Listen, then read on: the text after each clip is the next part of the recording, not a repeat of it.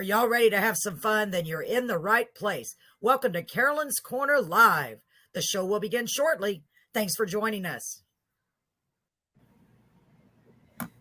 Good evening, ladies and gentlemen, and welcome to Carolyn's Corner Live. I am so glad you're here with us tonight, as I am on every night that you join us.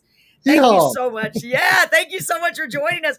Folks, we are going to have a blast tonight. I already know it. I knew we were. Hi, Edgar. So we have a great guest in the, oh my gosh, somebody stole Paul. So folks, Paul was here and now he's gone. Now he's gone.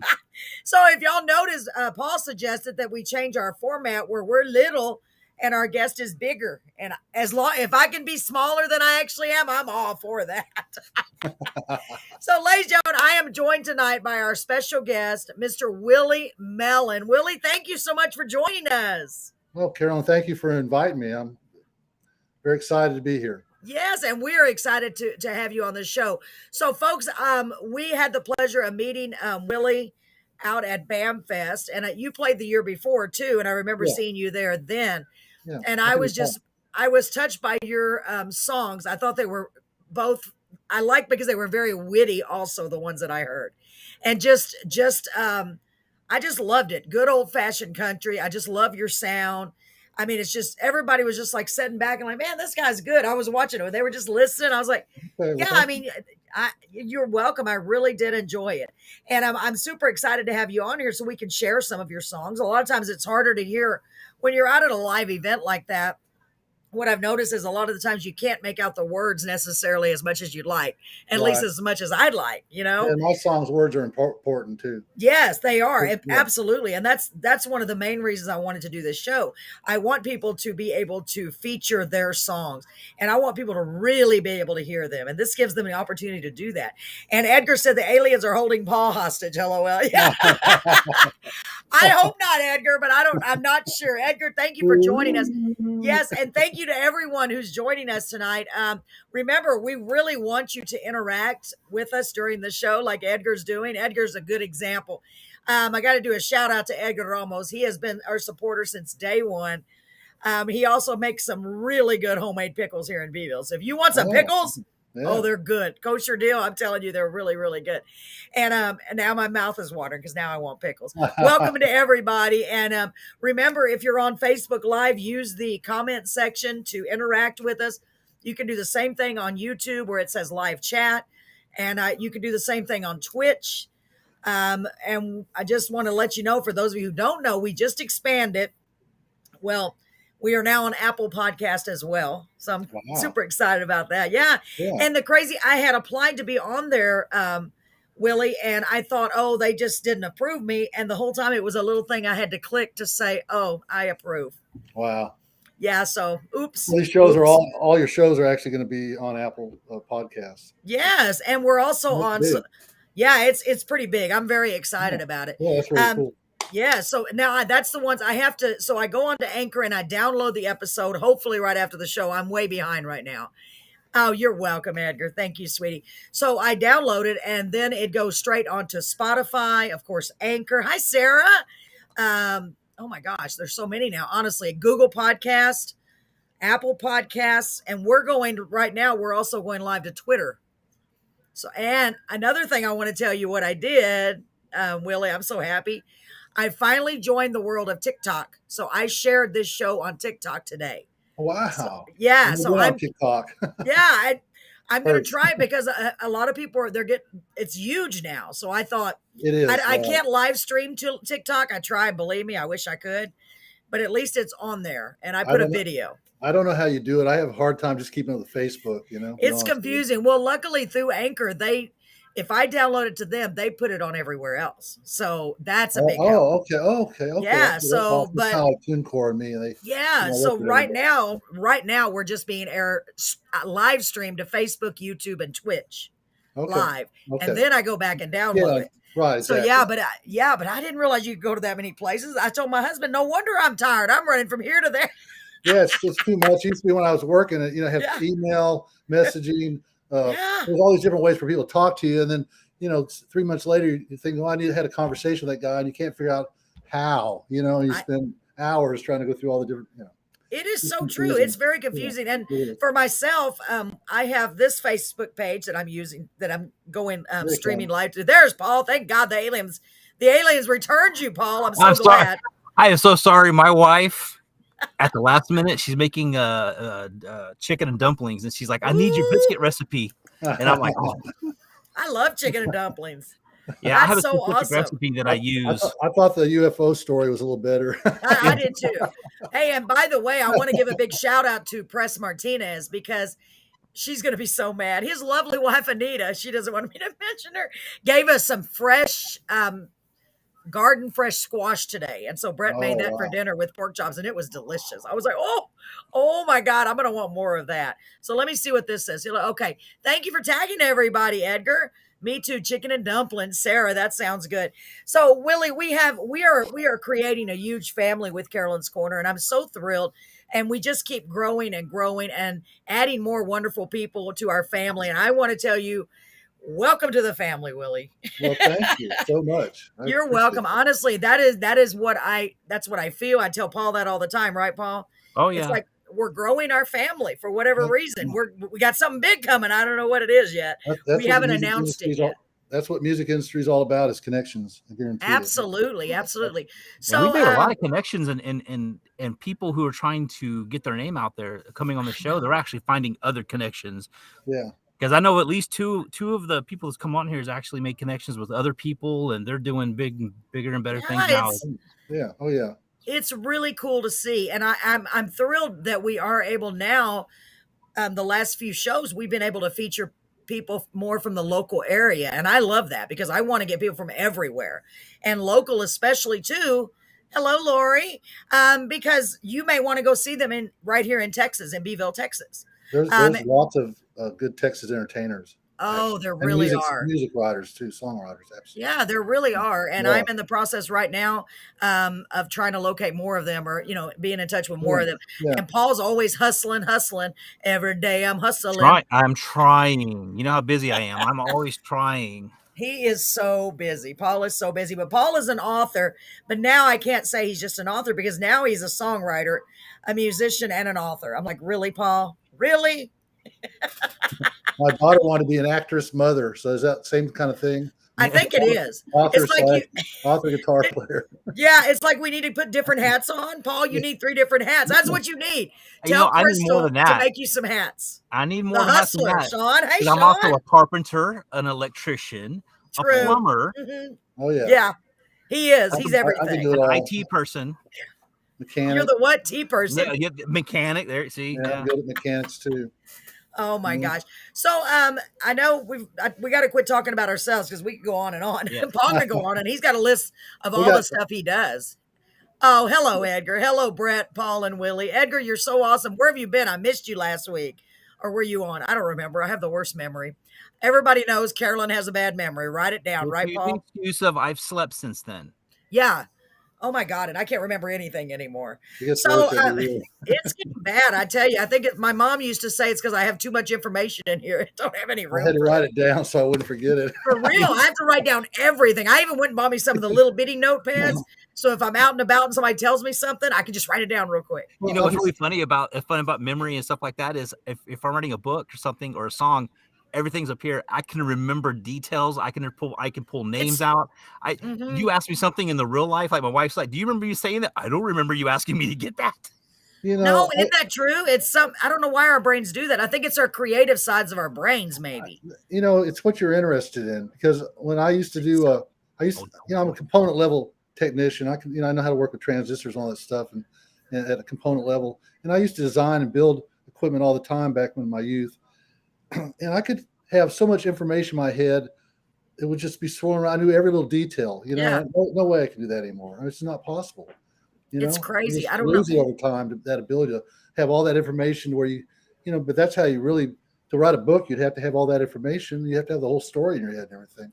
The same thing when you design and build a piece of equipment or design a sound system, because I was in the sound business for 40 years. We're definitely going to get into that. He's got some interesting. He has done some interesting stuff, Paul, and I'm really excited. In fact, Why don't we officially start off by having you tell us a little bit about yourself, Willie? And you go by Willie. Your real name is William, but we're going to call you Willie because we're your friends. Yeah, my friends all call me Willie. Well, we want to be your friends. So, Willie, tell us a little bit about yourself, sir. Okay. Well, so I was conceived in Corpus Christi, but the war broke out, and I was born in San Diego, California. So I'm a true hippie cowboy. How's that? Oh, that's nice. I'm the real deal. That's awesome. As far as playing goes, I got my first guitar when I was 14. I do want to say this about radio. I was probably 8 years old or 7 years old. I was always interested in what was going on the radio, even as a small kid. I built myself a little transistor radio out of a diode, and I'd sit around and listen to the radio all the time. Back when it was only AM, there really wasn't FM back in those days. It was there, but only for symphony, right? And I thought the bands were playing in the studios. I mean, I knew there was records, but I thought when I was listening to the radio was the band playing live. I didn't understand that they were just playing the records. That it was a recording. Yeah. Yeah. I was probably 8 or 9 before I realized that. Wow. Someone said, no, they got records. Oh, I know what happened. I changed station. It was the same band. And I was asking, how's that possible? What are they, magic? That's so cool. No, anyway, so I learned that. But anyway, I got my first guitar at 14.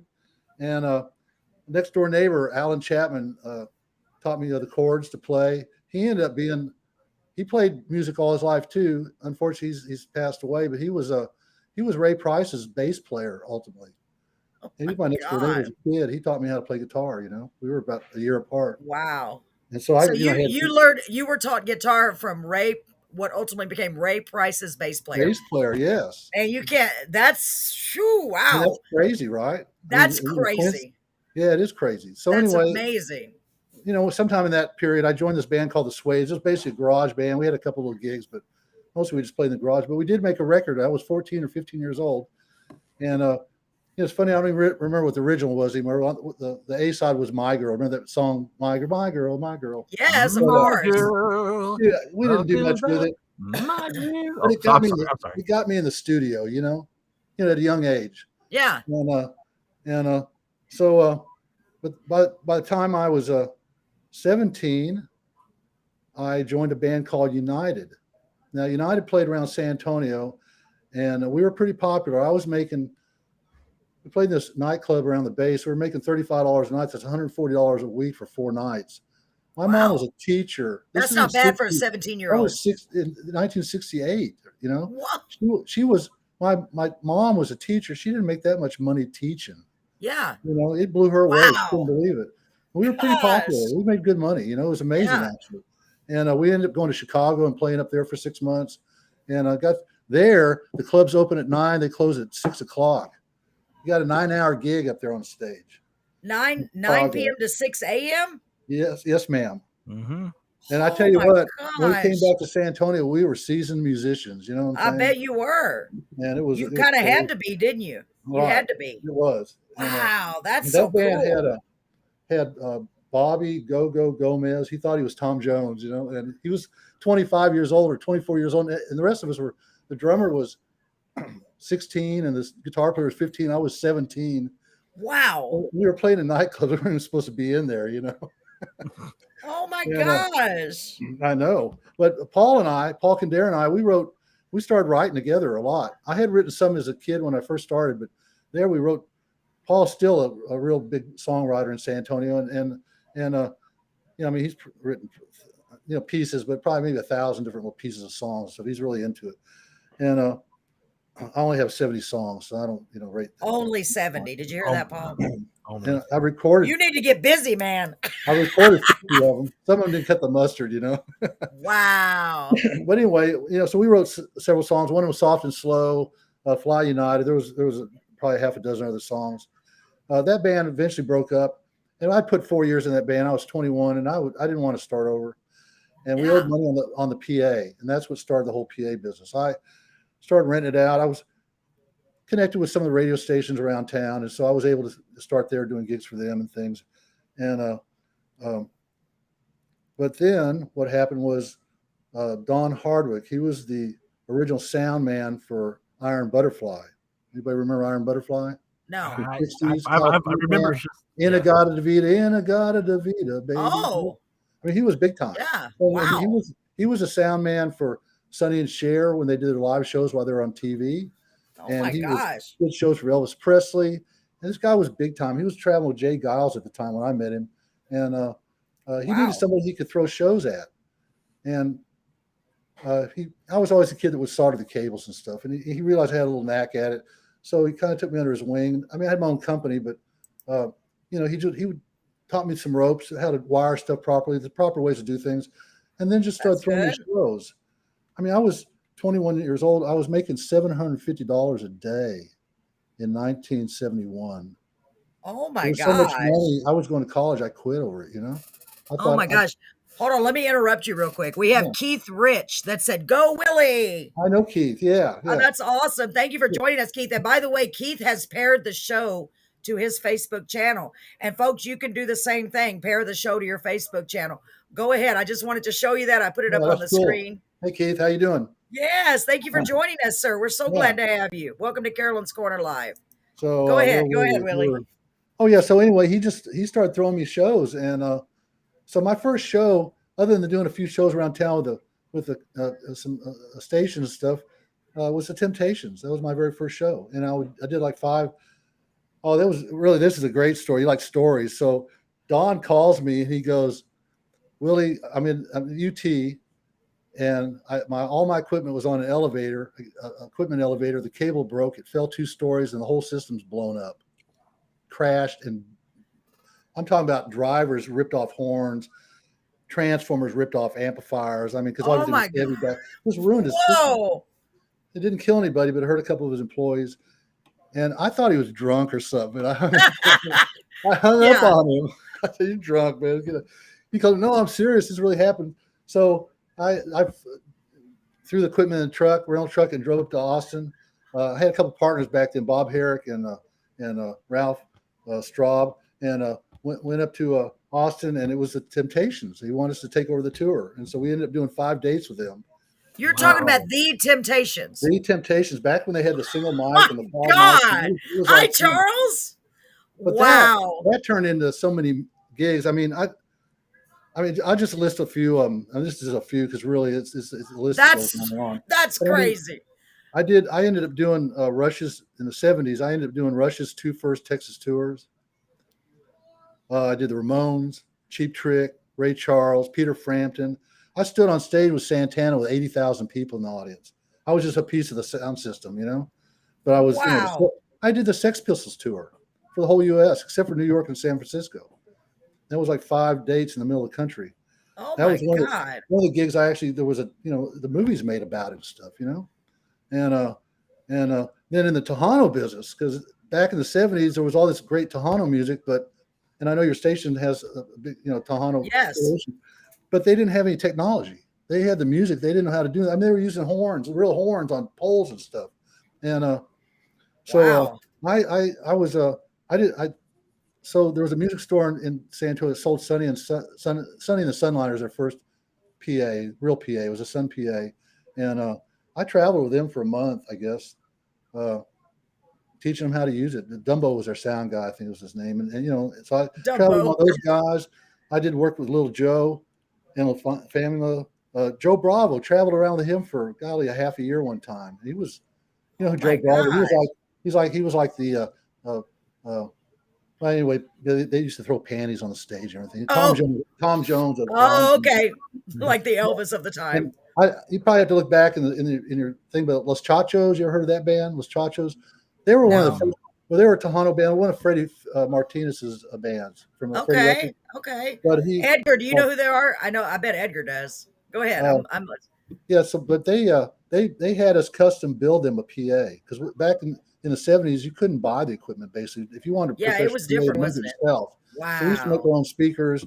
I mean, we designed this stuff too. We designed and built our own speaker cabinets, our own mixing consoles. I built 5 mixing consoles in my lifetime. 30 amplifiers. We built 30 amplifiers and crossovers, our crossovers and equalizers, all our cabling. All we do is buy microphones and speakers and cable, and we built everything else ourselves. And so we were building systems for bands around Texas and stuff. And that party crashed in '78. I mean, it was a great company, but I had partners, and I don't want to get into it, but we just, it ended up going down the tubes. Yeah. And, so I kind of flipped a coin, and I ended up in Corpus Christi. It was either Austin or Corpus. I really wanted to take a vacation. I got to Corpus Christi. I just never left. I just really liked it there, and I just stayed. So that's what happens to a lot of people. I've been there my whole life since '78. Yeah, I lived there for a long time. Yeah.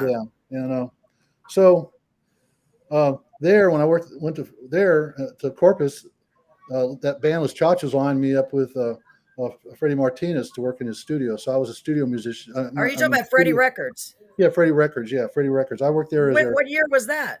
1978. Wow. And I way was before I lived there. I moved there in '86.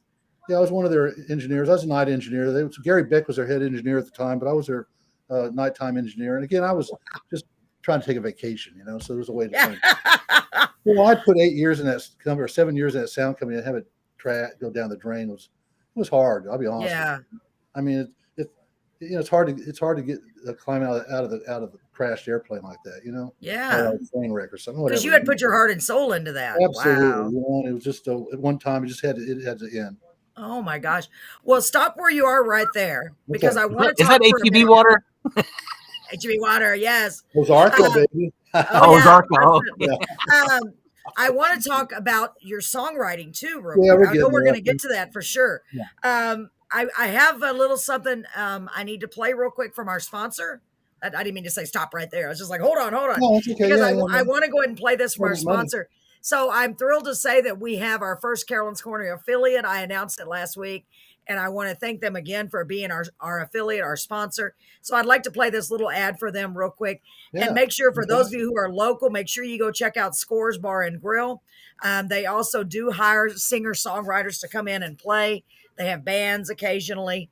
So check them out. I know you're going to love it. And thanks again for being our sponsor. Here we go. Well, I say here we go. There it is.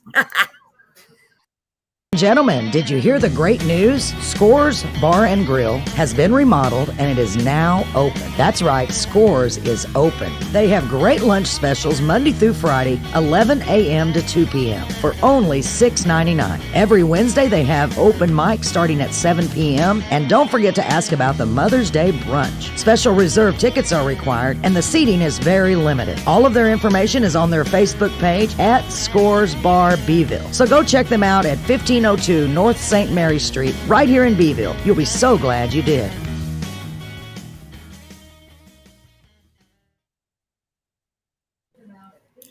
All right. We're so far up in the world, we have commercials now. I know, we sure do.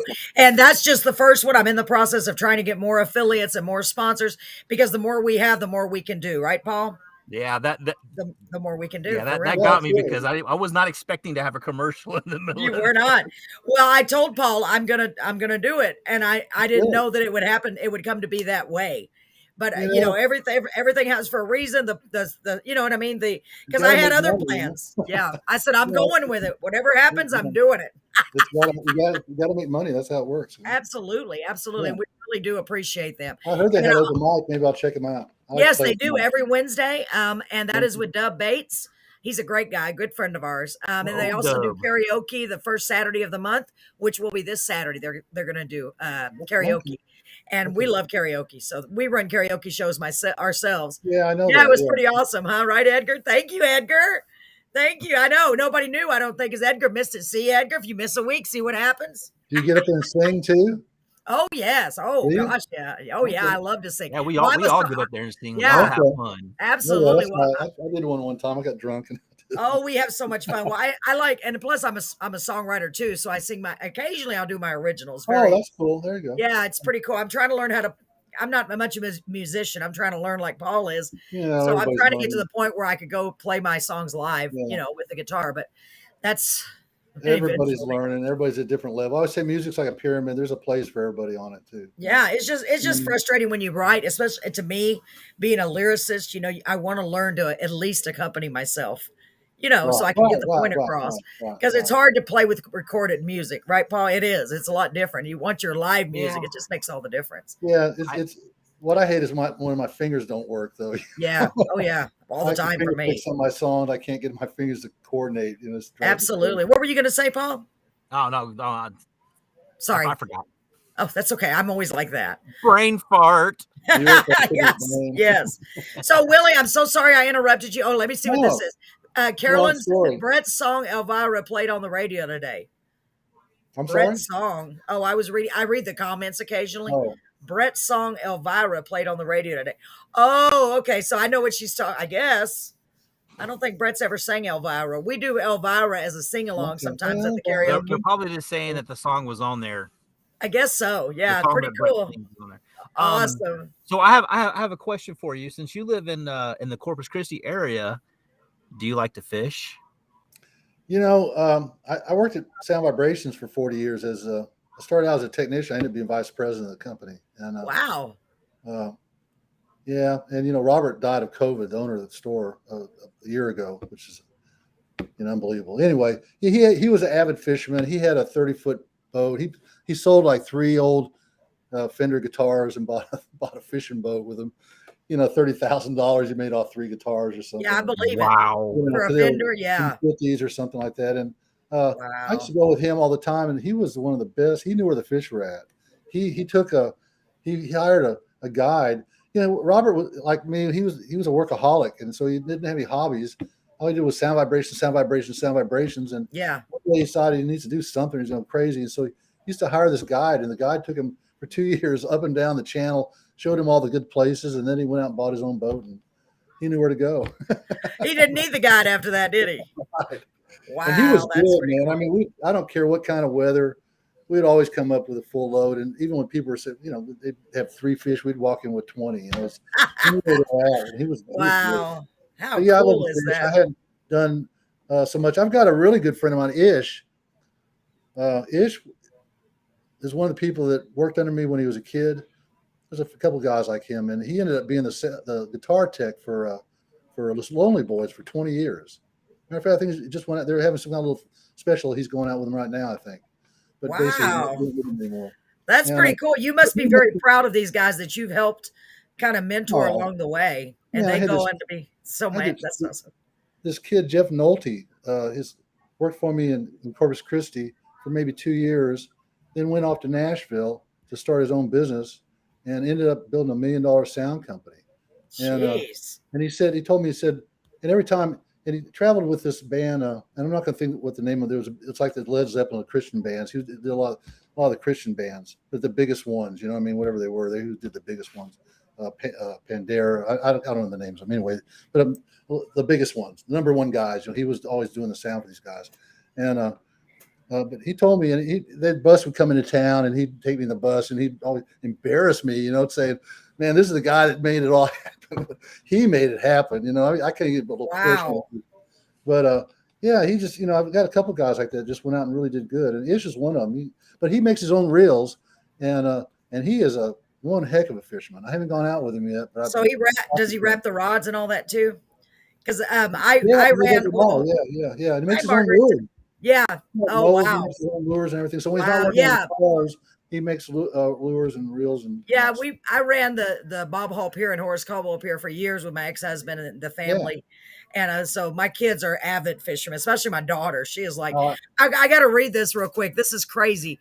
Edgar just said, "Hey, Carolyn, I was at the Walmart in Kennedy like a week ago, and there was a van that had your logo on her back window." Yeah. Okay, who has my logo? Was Crystal in Kennedy last week, Paul? Huh. That's weird. No. That's so cool. That is so cool. Okay, we don't have a van. No, I don't either. I have an SUV. I have my little my little mini vehicle, and then she has her great big truck. So. Wow, that's pretty cool. That's pretty cool. Thanks for letting me know. I know it's just down the road, but still, that's pretty awesome. Whoever you are, thank you. This joke was coming, and Carolyn should be expecting it. This little joke is coming. So we find out that Ish likes to fish. Yeah, Ish likes to fish. He calls himself Ish. I should say Ish Fish. Ish Fish. That's funny. Oh my God. I thought it was a joke that he was talking about the sticker. I'm like, huh? Oh, no. Y'all got together and are tricking me. I was talking about how much Ish likes to really go fish. Yeah. I love it, Paul. I love it. By the way, I missed you last week, Paul. I missed you. So Man, you have got a very amazing history, honestly. And the people that you've helped through the years and mentored and just seen all these the advancements in technology too, right? Yeah. Oh yeah. Because you said that you couldn't even buy it You was the couldn't buy super equipment. local. Matter of fact, one of Cool. my first mixers I ever bought was a tube unit. That's where it was at back in those days. You know, and Wow. it's so funny listening to this because you don't, especially like people in the music industry in these days, like especially the young kids are going in there. They don't have a clue. Yeah, no, because you're talking No. about how y'all had to build I know. your own equipment. It's I'm like, crazy. you had to build your own stuff. We had to build it, and we had the way to do that. Not everybody would have the way to do that, but one of my partners was this genius electronic kid, and he had a silver spoon in his mouth. Let me put it that way. But he rejected it. But he had this family behind him because of that he had certain connections. There was a company called Southwest Technical Products in San Antonio that built these little electronic kits. He sold them all over the world, and he liked Ralph so much that he literally gave us a building next to him with 5,000 square foot building. We had offices, an electronic shop, a wood shop, loading docks, and he used to charge us $500 a month for the place, including the air conditioning. Wow. But on top of that, we could go into his, like literally walking into Walmart, because he made all these kits that he sold all over the world. He had just bins of all the parts and chassis, anything you wanted. And Wow. if you didn't have it, he had tools there to make it. And so we had access to the parts we needed to do that. And like when we decided we wanted to start mass producing PC cards so we could make a bunch of amplifiers, we realized we need to silk screen them to do that. There's all kinds of processes you can do. We wanted to silk screen. Well, he had an old machine sitting over there that he didn't use, a vacuum that would vacuum all the stuff together, and with an arc welder underneath. They just gave it to us. Here, just take this. It's too small for me anymore. And so we had our own dark room. We were making our own negatives, and so we were literally creating everything from scratch. Literally from scratch. It impressed a lot of people. I mean, people would freak out. But Don Hardwick, the guy I talked about earlier, he's the one that inspired me that was even possible, because he was building his latest console in his garage. He's out with with all these big bands. I saw it could be done. That's what inspired me to get into all that. Because you saw what could be done. Wow, that's cool. That's And that is amazing. I love stories like this. This is like one of those A&E stories that you see on TV. Yeah. Like, where'd you start? I started in my garage, and then we got this, and then we had that. Yeah, you should write a book. We did start in a garage. Have you thought about writing a book? Because that's already, you could write a book about what you've done. We're doing a podcast. I've had people ask me, so here it is. We're going to lay it all out right now. Yeah. But maybe you should consider writing a book and have it in writing. That would be really cool. Yeah, that would be really cool. What an awesome legacy. I tried doing the titles one time. It was too much. Wow. It just boggles my mind that you had to build your stuff for your music. It's just, look, this is where it was at. Look at it. This is 1975. I think it was 75. That's the only concert they ever had at Texas A&M, at Texas University at the football stadium there. You've heard about that concert? You ever heard about it? It was 78 or 75, I think. I'm listening. ZZ Top was the headliner. They only did it once because somebody in the audience cut out a giant.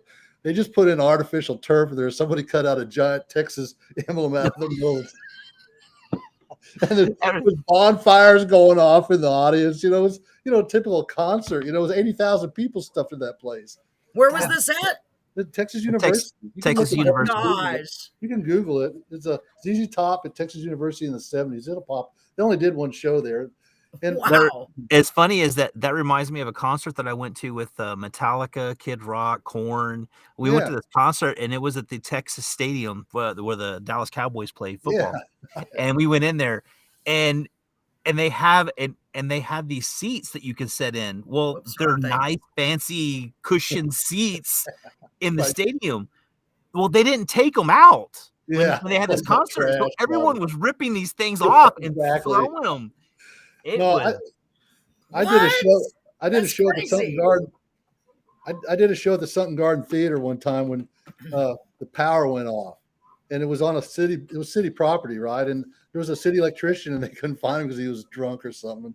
By the time they finally got the electricity going, people were burning the tables out in the audience and stuff, and the police crashed They came in. There was a side way to come in. They went right over the stage, beat the band up. You know, came running up to me. I'm going, hey, I'm the sound man. Well, you better sit down. Okay, I'm sitting down. I'm just the sound man. I didn't do it. Yeah. Oh my gosh. Back to UT. So you figure 1975. You had Bad Company. Some of the biggest names were Bad Company was playing, and the guitar player for Led Zeppelin came and sat in with Bad Company. You know, it was on one of those gigs. I think Gary Wright was there, and but ZZ Top was headlining it. The Showco was in charge of the sound for the whole thing, but it was so big they didn't have enough equipment, so they hired Don and he hired us, so we had some more equipment there. So I had a backstage pass. I wasn't touching anything, but I was able to walk around and everything. And those guys were mixing out. They were mixing the sound out of equipment racks. Wow. They weren't sitting there with a big board and all the knobs and everything. They were literally leaning over, you know, on their hands and knees turning knobs because it was in an equipment rack, like you'd have in the back studio with equipment in it. That's how they mixed back then. Oh my God. For bands of that nature, you know what I'm saying? It just wasn't there back in those days, you know? Wow, I never even thought about that. You know, you just assume that stuff's always been here forever, but no. So yeah, that's what I was thinking, because didn't they? How would they do concerts then? Because they had when did oh my goodness, that huge concert that they had with Jimi Hendrix and. Oh, you're talking about like Woodstock? There you go. There was no PA there, basically. I mean, really? It was so minimal that I'm sure most people couldn't hear. It's like back in the days of the Beatles. You know, they were using like Shure columns and stuff. There was no PA. Look, back in the 60s when it first started, it was all still tube. You can't transport that stuff. It all falls apart. So then they finally came with transistors, but most of the stuff was 100 watts. There wasn't any power involved. You know, when I first started, the biggest amplifier that was out there was a DC 300 made by Crown, DC 300A. It was 250 watts a channel. And all your bass speakers were only 100 watts. You know, nothing had any power to it. That's why the cabinets were so big back then, because you had to use the physics of the cabinet to get the volume out of it. Oh, okay. Nowadays, you got 10,000 watt amps. Yeah, it can stick anything in a box and make sound, you know? So let me interrupt you again. I want to show you what Don Dunlap, is that a friend of yours? Thank you for pairing the show. Well, he's the CEO of Channel 16. He's a bigwig. Hey, Don. Well, hello, Don. Welcome. I've known him since he was a junior technician over there. Nice. Well, welcome to Carolyn's Corner Live. We're so thrilled that you've joined us. And thank you for pairing thank you for everyone who is pairing the show tonight. Let me see here. I just try to interrupt because I want to make sure I don't miss anyone. So this is from Antonio Leon, another friend. He says, "You go, my friend." Tony, yes, and thank you for pairing our show, Leon. Antonio, sorry, excuse me. Tony, we call him Tony. Yeah, yes. Thank you guys so much ladies and gentlemen, for joining us. We really do appreciate it. Hi. Don's awesome, man. He's one of the smartest guys I know in electronics. Really? He can build the whole studio, you know what I mean? And he can build my gosh. From scratch, you know, he's a genius. Wow. The people that you have met throughout your life and your career, that's incredible. I mean, it really is no one that I know can say that, right, Paul? I know. It's amazing because I'm listening. Crazy, or even got to work with, or even if you didn't even talk to them. The fact that you did that, do you ever just sit back and go, whoa, did I do that? Well, I was telling you about when I did that show with Jerry Jeff Walker. Yeah, tell them about that. That was interesting. San Antonio, this is, you know, a lot of this was in the 70s, and he was drunk and a skunk, and he came up on stage and he goes, this monitor's, you know, whatever he said, and he kicked the monitor off the stage. Well, the stage was 15 feet high, and when it hit the ground, it like busted in a million pieces. And I never forgave him for it. I don't blame you. A grudge. I mean, I didn't do nothing, but I just held a grudge. The guy's a bum. I hate him, you know. Well, 20 years later, I run into him at the Yellow Rose. I'm doing another show, and he's there, and I'm doing sound for him. And after the sound check, now he wasn't drinking anymore. And he goes to sit by the bar and had a glass of water or something. I went over there and I said, 20 years ago, I told him the story, and he goes, "Oh, I used to be a real drunken bum back then. I'm so sorry." He apologized. I mean, literally, $1,000 monitor back in those days. Yeah. Yeah, because you couldn't get the stuff that cheap, I'm sure. Well, it was all top dog stuff, JBL, but the top stuff. And it was, everything was really expensive. Yeah. Golly. And now people can have their own, everybody has their own studios in their house because stuff is so easy to come by. No, wow. I had a friend in high school whose dad owned a 4-track studio. And I asked him one time how much he put into it, and this is in 1968 or something like that. 100 grand. 100 grand in 1968 to build a 4-track studio. That's what I was going to say. You're talking 4 tracks. Yeah, 4 tracks. Literally, that's what you mean. 4 tracks. And with tape. Wow. And now gosh, that's crazy. And with tape that you don't throw a cigarette in the trash can with because it blows up. Really? We used to use some kind of tape that was like gunpowder or something. I learned that lesson the hard way. Okay, I want everybody to understand. Like a reel-to-reel? Was it a reel-to-reel audio or what? Yeah, reel-to-reel, yeah. It was flammable? Oh my gosh. What? The tape was flammable back then, acetate or something. Oh my God. Paul, what were you going to say? I'm going to say, everyone listening to this, this right here is history. This is history. This is the stuff that you're getting. We are hearing history. I love it. This is so amazing. Wow. I keep going like this. Oh my God. Like the kid alone, home alone. Oh my God. Go ahead. Yeah, I mean, but this is music history. I mean, it really is. This is what music was made from. You know, people like Willie, what Will here was able to do for the music industry. You know, even though, I mean, building your own stuff, learning how to do that, bringing this in, meeting all these people, and mind blowing. Well, I know. I was at the Country Hall of Fame in Nashville a few years ago. My wife and I RV a little bit, and we'll get about that RV in a minute. But, yes, we want to hear that story for sure.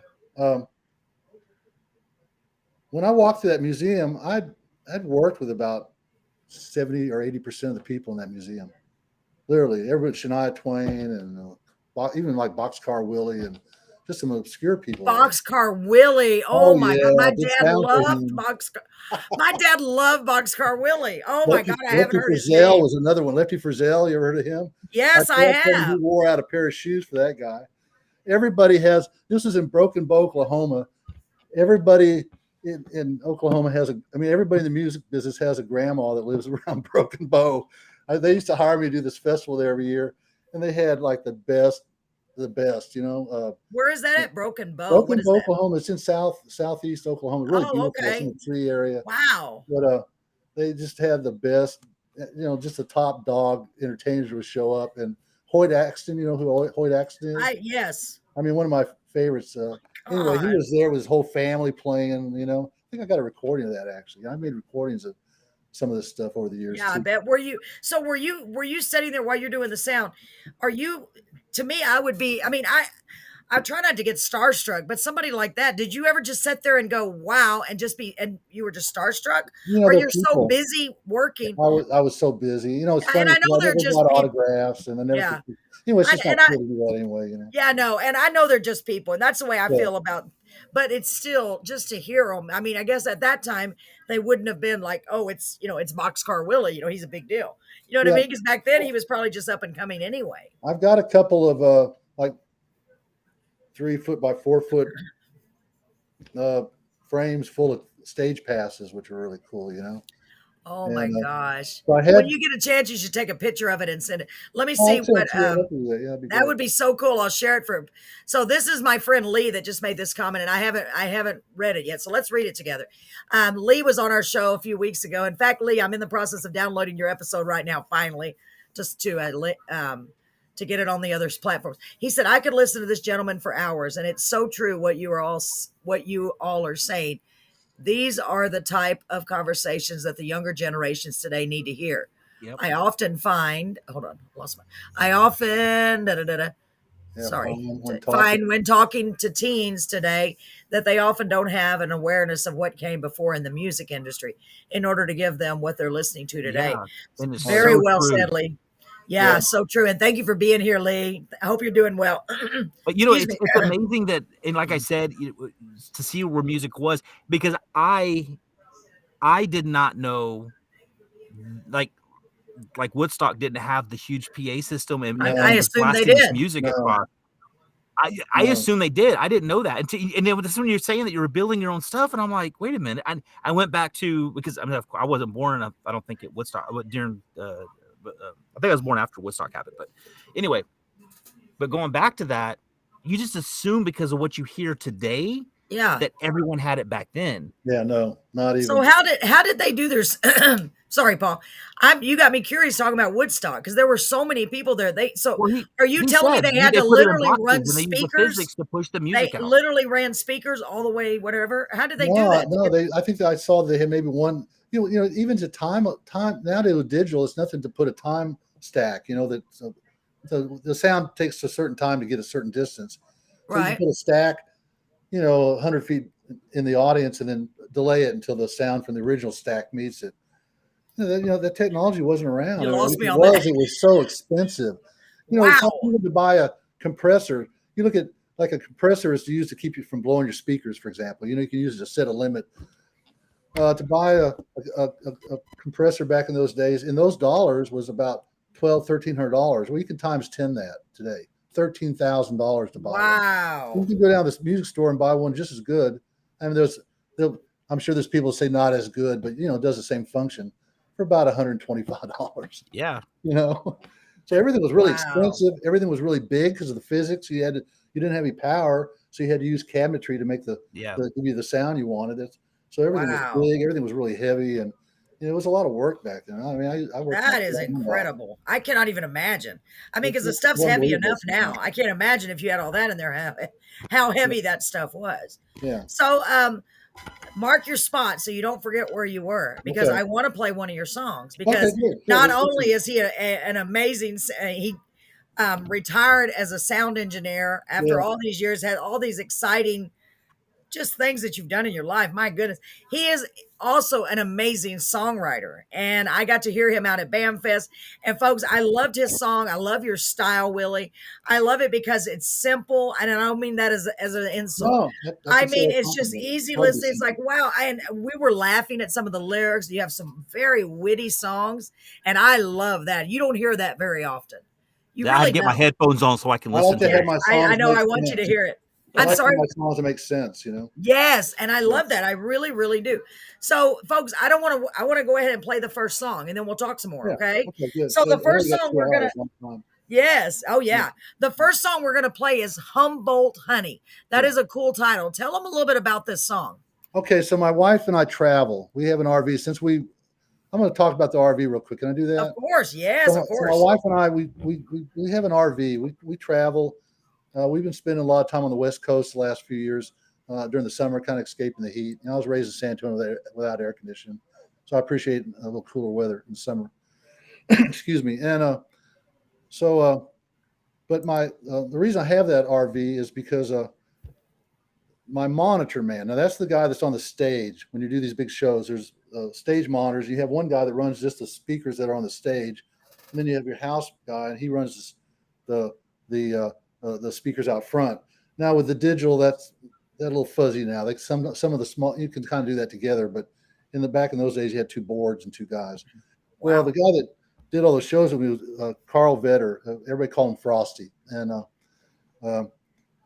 he and I back in the when we had the sound company in San Antonio, we did hundreds and hundreds of shows together, like fighting World War II. Honestly, Wow. Just working our tail end off and tour. So anyway, he moved to Corpus when I moved to Corpus, and he worked with some of the some of the big bands there. But then he ended up getting the computer business, moved to Houston in the oil business. He had a heart problem, and ended up dying from it. And my son went to West Point, and I was in New York to pick my sister up at the airport. And I get a call from Frosty's wife's brother. Now, Frosty's wife, she quit eating when he died. And I was really close with Frosty. I was there when he died. I was holding his hand when the man died. Oh, and, that's so sad.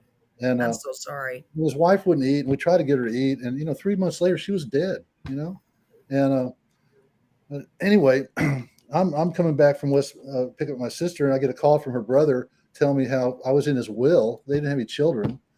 And he'd made some money in the oil business, and he left me a check for $55,000. Oh my God! Which I'm just going, oh my God, how often does that happen? Well, when I got home, it doesn't. When I got home, it was $65,000. So I put it in the stock market, and this is I wrote the time. He died in 2011, so it's a good time to put it in the stock market. Yeah, and it grew and it grew, and 6 years ago, a year before I retired.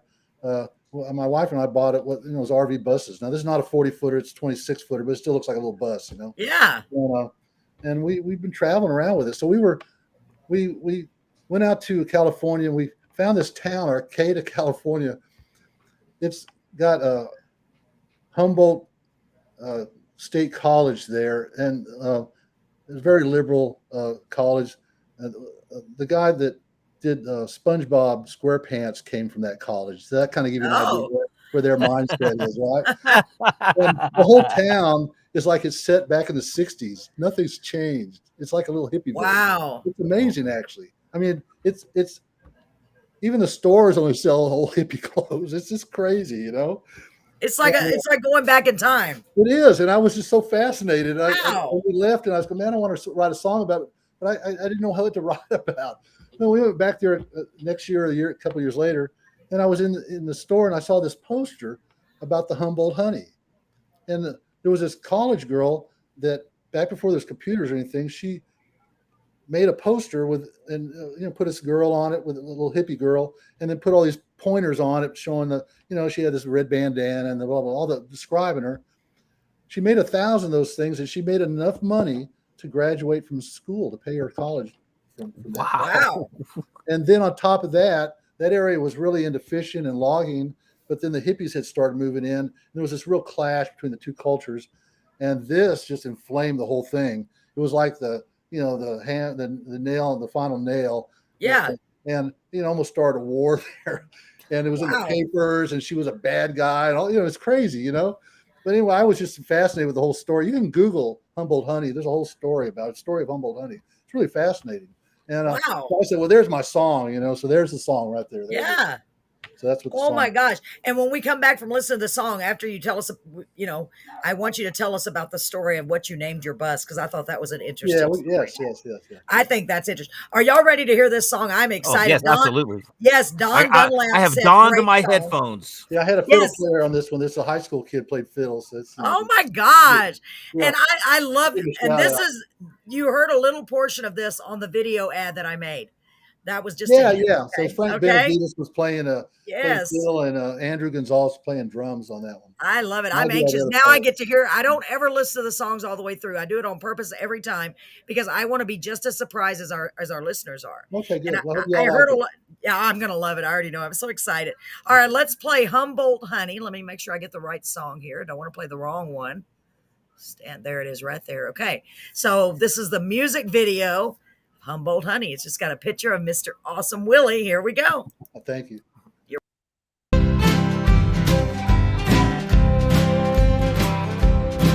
She wears a red bandana on her long brown hair. She's got Birkenstock sandals and a thoughtful stare. No new t-shirt from another time. I want to make her mine. She's holding Rolling Stone and Mother Earth News. She's got Mother Jones and High Times too. She likes to read when she gets the time. One of these days I'm gonna make her mine. So if my heart turns to putty, I'm just looking at my Humboldt Honey. And if I start acting funny, I'm just hanging with my Humboldt Honey.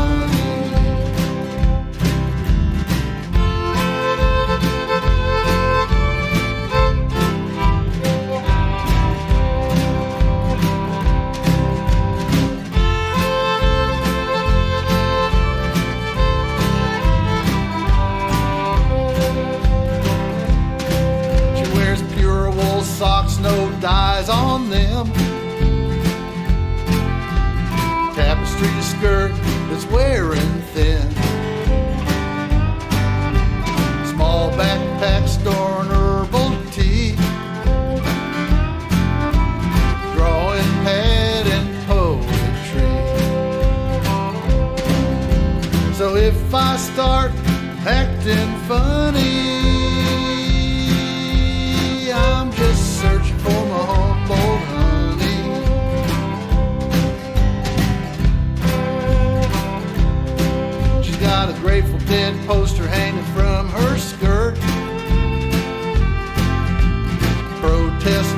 not meant to hurt. Bag of granola and her sativa, quill earrings and lots of love. So if I start acting sunny, it's 'cause I saw my Humboldt honey. And if I start acting funny, I fell in love with my Humboldt honey. Humboldt honey. Humboldt honey.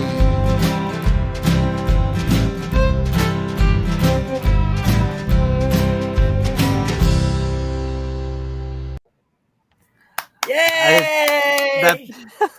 That song had. I loved it. I'm sorry. I think the part that I was like, wow, is the protest buttons that doesn't cause any harm or does it? I was like, I know you had some really cool lines. I love that line. She has protest buttons. Doesn't cause harm. Yeah, and I like, it's like peace or love. Yeah, I know. It's wonderful. And I can literally visualize. That was a very descriptive song, right, Paul? Yeah, it's almost like writing a book. I mean, you let us see her, and I like she's got a Grateful Dead poster hanging on her skirt. Look up the poster. It says, I'm describing the poster is what I'm doing. Yeah, look at the so poster. Awesome. You can so I'm gonna look it up right now. Yeah, that is so cool. I really like that. It was really nice. I like the feel of it. It was just happy, but it was so descriptive. It's like, oh, I see her. That was well done, Willie. Well done. Oh my gosh. And it was a lot of fun. Oh my gosh. I love your songs. I just love them. They're just, they make you feel good. And they do. They make you feel good. You're welcome. Well, I got to go back and play that song in Arcata, and they really liked it. Actually, I was very nervous. Everybody was nervous. It's funny. Yeah. That every line I sang, I played for a bunch of college kids there at the Blondie's. It wasn't a bar. It was like a little ice house, Blondie's Ice House. It was a bunch of college kids there, and I started playing that song. And every line, because they all know the poster, Yeah. And every time I sing a line, everybody would start laughing. I mean, yeah. And at the end, it was a roaring applause, but it was like the laughter was really funny. How cool! That must have been really awesome, right? My gosh! Yeah, my gosh! It made me feel good. That people there. I know, especially the younger generation. You said college kids. Yeah, because Humboldt Honey it's like got Humboldt Honey everything there. It's like okay, the whole area, and they got Humboldt Honey wine, Humboldt Honey butter. It's like Humboldt Honey thing there. So for me to come over there and be playing a song about their Humboldt Honey was a little gutsy on my part. Yeah, absolutely. Let me put this. Thank you, Paul. Thank you, sweetie. Hold on. Let me put this in. Let's see. Somebody said I like that song very much. I'm going to put this on here so I can show y'all. I want to say hi to Dawn again too. I see Jeff Dolson's online too. Jeff, yes. Yeah, we're buddies from way back. I played hockey like for 10 years. I'm going to see if this works better. Can somebody in the audience try to click on that and see if it'll let you take you directly to it? Thank you, Paul. We were trying to figure out a way to make the links clickable. Clickable? Oh, yeah. Is that how you say it, Paul? Yeah, clickable. Me and my non-technological self, I want them clickable. Clickable. Paul R. Gallagher. The fours be with you. Let's see what this is. Hold on. Let me take that off. Wait a minute. Somebody from Humboldt Honey from Humboldt College is trying to talk to me, it looks like. Really? Hold on. Paul R. Gallagher. That's Paul. That's Paul. Oh, that's you. Okay. Okay, let's see. I like that song very much. Hi, Alita. Ellie, how are you? I liked it too. It was really nice, wasn't it, Ellie? Yeah, I liked it a lot. So we have plenty of other songs. So whatever you want to talk about, I really want, you got so much to say. Oh my gosh, we need like a 4-hour show. Okay, so, just real quick before go, Paul. I'm going to interrupt you this time. So if Please you want to click on the link, the way it's working for me is I can't just click on the link, but I can right click on the link and hit open a new window and it pops up. Thank you, Paul. And you know what? I've got a lot of the stuff in the captions. So when we get ready to... Yeah, there's Humboldt Honey. That's what the whole song's about. That's awesome. Thank you, Paul. When we get ready to share your links where people can find your music, I'll copy and paste them into chat because I found out quickly, I was going to do that earlier, but I can't put anything into chat until the show starts. So every week, I'm learning something else, Paul. So this is blue on my end. Oh, I got you. Yeah, if I try to click on it, it doesn't work. Yeah, but All if right, you so right click and hit open a new window, it works. yeah, it doesn't work for me because when I click on it, it says show, but for everybody else it should. Yeah, great idea. Thank you. So if you want, share the story about your bus. I don't want to forget. I don't want to miss that. You were Okay. telling us about, unfortunately, excuse me, losing your friend and how he left you money in his will, which is something that never happens to people. I can't. Yeah, I I mean, to know. me, that's amazing. Wow, Yeah, he must. yeah, What a friend. I mean, unbelievable, you know. So, yeah, my wife and I went out and bought that bus with it. We named it the Frosty Express, so that Frosty is traveling around the world with us, you know, everywhere we go. I think that's so cool. I really, really do. And I So you like can that still see me over there. I pushed something here and I can't see yes, I anything can still anymore. see you. Can you Okay. still see me? No, I can't see anything. I don't Well, know. it's not a big loss. I put that link and then all of a sudden went down and I'm at my nephew's Oh, house and I couldn't get my computer working. He lent me his computer. Now I don't know what oh to do. no. So we can still see you clear as Okay, a we'll bell. leave it alone. When I get a break here, I'll get and pull it back up. Maybe. Okay. How funny.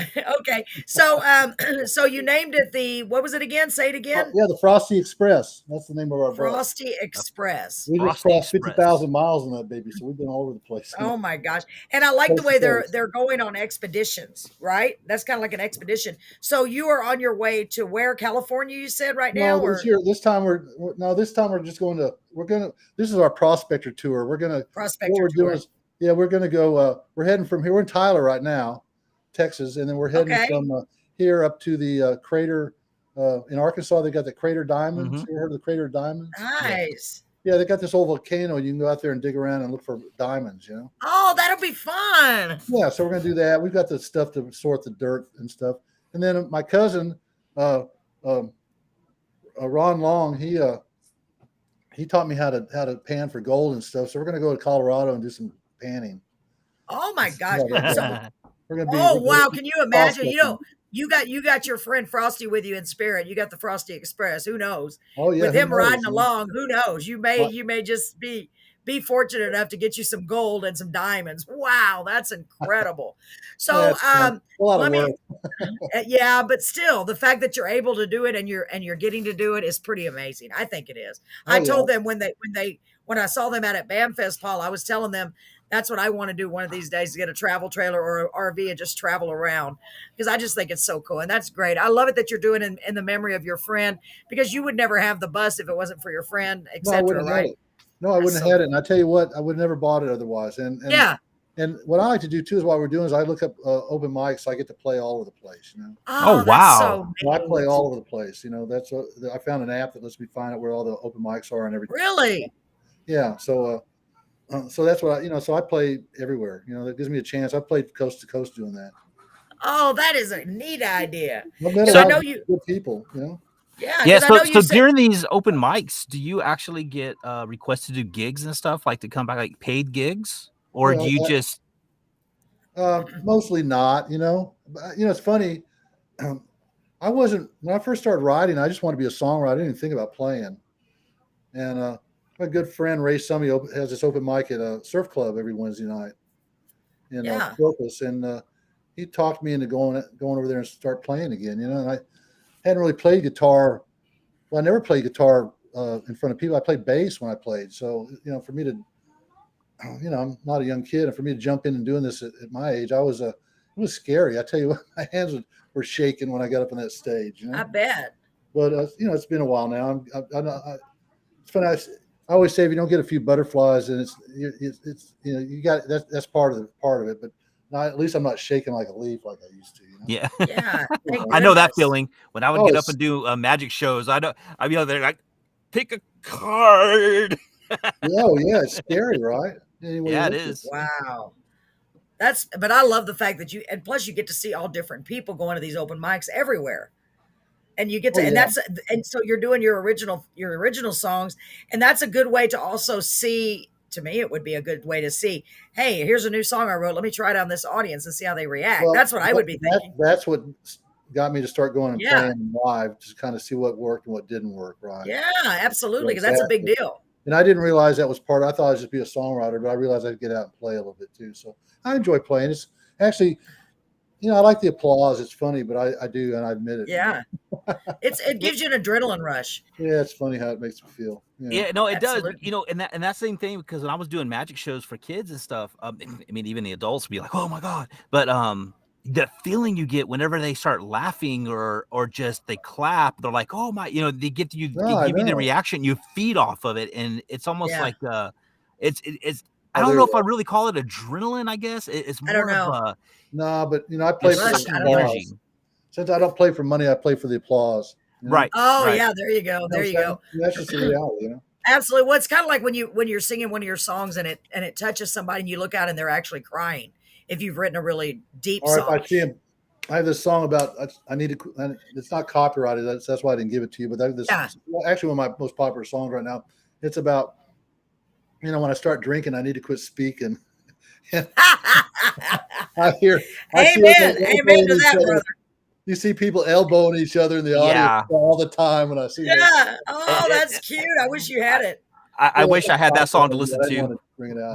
My wife would be like, yeah, you. Yeah, yeah, he's talking to you all the time, That is so cool. So and that was one that one of my cousins came up with. My cousins helped me write not every song. Mostly I'm a soloist. I do most of it myself, but I've got several really good songs that my cousins have come up with ideas. That's awesome. Like Ron doesn't even play guitar, but he just had a great thought of a title. You know what I'm saying? I just ran with that. And I have another cousin that likes to do musings, where I guess as we call him, just writes things. And matter of fact, we'll get to that one song about Sweet Tea Memories. Yes, I like that title, by the way. Writing song. She wrote me a story about when she was young, and they lived in a farm in Virginia, and I turned that into a song. It's I love the title, "Sweet Tea Memories." It's when I was making the video, like I said, I did not listen to it on purpose. I was like, "Don't listen." It's very real. I mean, it's very authentic. Oh, I love songs like that. Yeah. Hold on, it just knocked me out of here. Well, let's play another song. You ready? Yeah, sure. So the next song that you have on your list, ironically enough, and I did not plan this. Did you do that on purpose? No. Is Sweet Tea Memories. Okay. Segue. I didn't even know. I'm not kidding. I hadn't even looked because I wrote them down. It's over here. That was Eleanor Sander, my cousin in Virginia. She was the one that came up with the idea of this song. Wow. Well, Eleanor, I already want to say thank you for coming up with the idea for this song. Because if you wouldn't have done that, it would have never been. And we would have never heard it. And this song, I literally wrote it in 20 minutes, It's weird. My gosh. Well, some songs, when they come to you like that. It just came to me. Yeah. Yes, absolutely. I always say they're meant to be. Paul, are you ready? Are you ready to hear Sweet Tea Memories? I love Sweet Tea. And me too. And I love memories. So let's hear what the Sweet Tea Memories do. Say one other thing. We're getting into my fifth album, which is the last one. The one I gave you. That's the last one I wrote. My fifth. Y'all. Yeah, I have actually my first one was called Fantasies because it was kind of a fantasy for me to do this, Yeah. And then the second one I called Experience because I was getting experienced. The next one was Robstown Justice. I don't know why I picked that title. That's a cool title. I thought it was funny, right? I'm interested. Okay. And the fourth one was Chasing the Sun because we were. I had a song about. It was just a line in one of my songs about. Take me away, take me away where the grass grows greener and where just one of those songs about take me away, and nice. It had that line in it. And then Red Rooster Bar is the one I gave you. And there's a true story song on that about Red Rooster Bar. That was a bar in San Antonio. And you don't have the song. We don't have that. No. So that song is a true story about a bar. Yeah, I was playing that band United and there was a bar in South San Antonio wanted to go from a cowboy bar to a rock and roll bar overnight. And he hired us. And we were a 3-piece, hornet's nest. Oh my gosh. All we did was piss those cowboys off. I mean, they never bothered us. But after about an hour, they'd all start fighting. I talk about first they start snorting and spitting, and then they start swinging and whatever. It's so funny, man. What kind of music were you playing back then? Oh, like Cream and some more. But I said we were hornet nest, Oh my gosh. It's so funny that you talk about how your music could cause the bar to fight and stuff. Yeah. it was And hilarious. I do the same thing. Like at karaoke, I have a specific song that I sing at the end of the night for myself. Yeah. And I'm always so nervous about singing this song because it's I don't know if you've ever heard it. It's Bodies by Drowning Pool. No. Okay. It goes, let the bodies, and it goes, It's really I mean, strong. It's like, it's a strong, just straight up heavy metal rock song. Yeah. And I'm always I love singing it. People always come up and say, "Hey, can you sing this song?" And I'm so nervous about it because almost every time when I sing this song, a fight breaks out. And I have no control over it. Yes, I have no control. About an hour, man. They would start throwing. I saw them throw. They had like these giant picnic tables in this bar. I seen them throw giant picnic tables at each other, and then the back door exit was right beside the stage, and they'd be dragging each other out in the park. Come on. And you're trying to keep singing while they're doing all this. It's hilarious. It reminds me of a movie I watched. God. What movie was that? What movie is that they have a cage that they're singing? It was Patrick Swayze.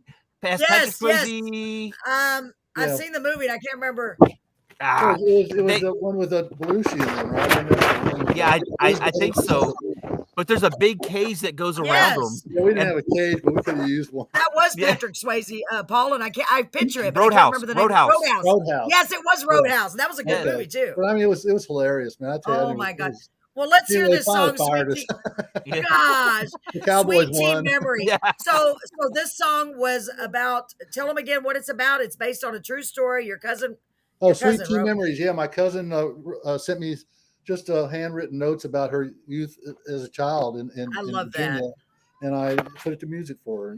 So memories in Virginia from someone that lived there. Yeah. Oh, this is gonna be good. You ready, Paul? Oh, I'm ready. I feel like the professor. One more shout out here. One more shout out. Yes, please do.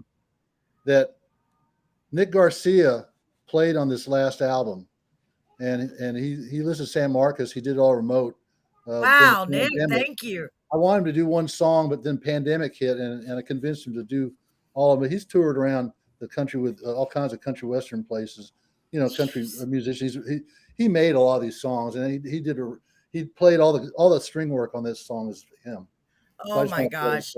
He's amazing. I can't wait to hear it. I can't wait. Well, big shout out. I met him when he was a little kid, and then when I ran into him when he was 35, and oh my God, I couldn't believe how good he was. It was just amazing. So anyway. Wow, that's got to be the most thrilling thing too, because you've inspired so many people. Let's play this song. Y'all ready? Here we go. Sweet Tea Memories by Willie Mellon. Thank you. You're welcome.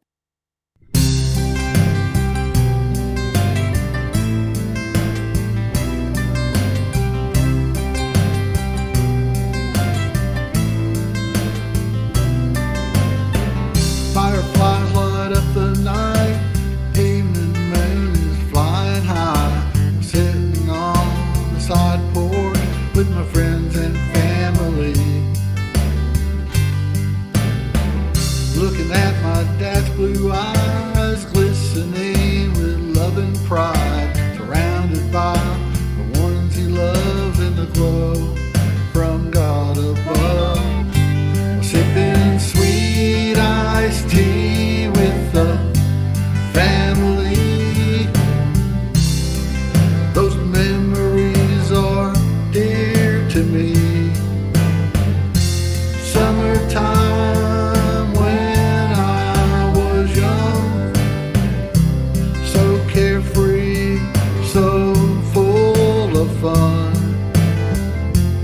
Nothing like sweet tea memory.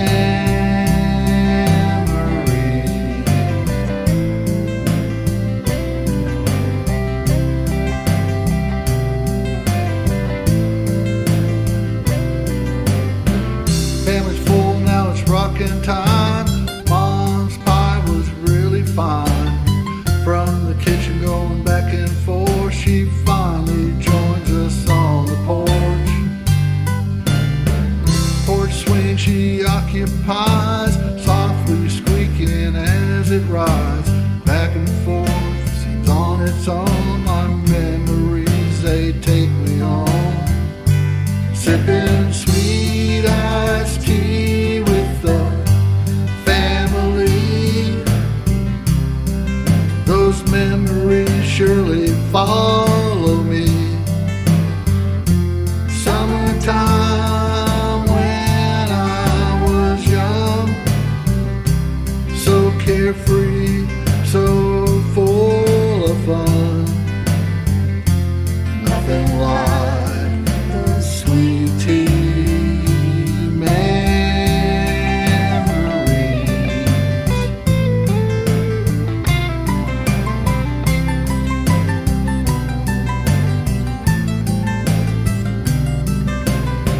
Blue Ridge Mountains are fading fast as the sun sets in its lap.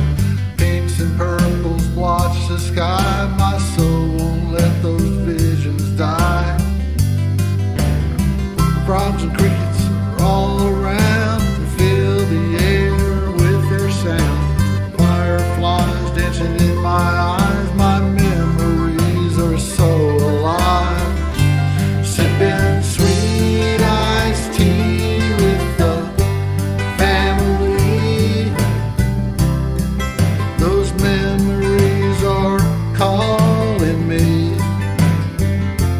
Summertime when I was young, so carefree, so full of fun, yeah. Nothing like the sweet tea memories.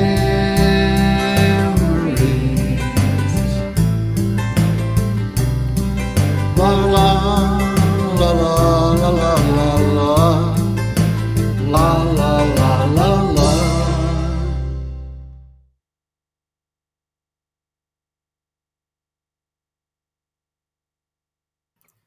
Wow. Oh my gosh, Willie. Talk about bringing back some memories, chasing fireflies, and then you have it- all the family together. Oh, like wow, the melody is amazing. The chord progression, the dee, dee, dee, dee. I was like, I want to play that on the guitar now. Uh-huh. I'll send you the music. How's that? Oh, that's Oh, awesome. that'd be great. I agree, Paul. And you know what, Willie, if I didn't know any better, I'd say you were writing that about my family. Because Yeah, my dad had blue eyes and we would be outside. I mean, everyone can relate to that song. What a beautiful song. I love that. Very authentic. That's why Yes. you know, Oh it's my funny. God. It was funny is that song actually makes me want to get my family out there so we can actually experience the memories to have. I mean, okay, as a child, To make we those did that. memories. Yeah, Yeah. because we Right. did that as a We kid. did too. Yeah. These days, you know, we get so don't lost do it. in work and so lost in our own life and everything that Mhm. goes on. We don't get to have those type of things out. Hearing this song, it makes me want to take my kids, get all my family over here, and just have fun. I mean, that's Yeah. yeah. No, you're Okay. right. It did. God, I almost started crying because I was like, wow, this is literally, and it's a story, my life and everyone else's life, because most people, that's what we did. We grew up like Right. that. We grew up It sitting wasn't outside. air And conditioning. I do always say what? air conditioning kind of ruined everything. You know? Yeah. You know what? I think maybe so, because Well, we never people had close AC their when we were houses up. kids. People Yeah. close their houses up, quit talking to each other. The computers made it worse. And iPhones. Yeah, made they it did. They They did. did. And plus you can't really, you can't leave anything unlocked anymore. Yeah. Our whole world has just changed. It's No. so Well, 'cause different. without air conditioning, you couldn't leave your house. You had to open your house up. Yeah, Or you you'd had to. die. Everybody, Yeah. even the Yeah, thieves we had never, houses that were open. So in fact, I know for a fact we never had an air conditioner when I was a kid, right, ever. right. It was I remember the windows and the doors. We had fans. That was about it.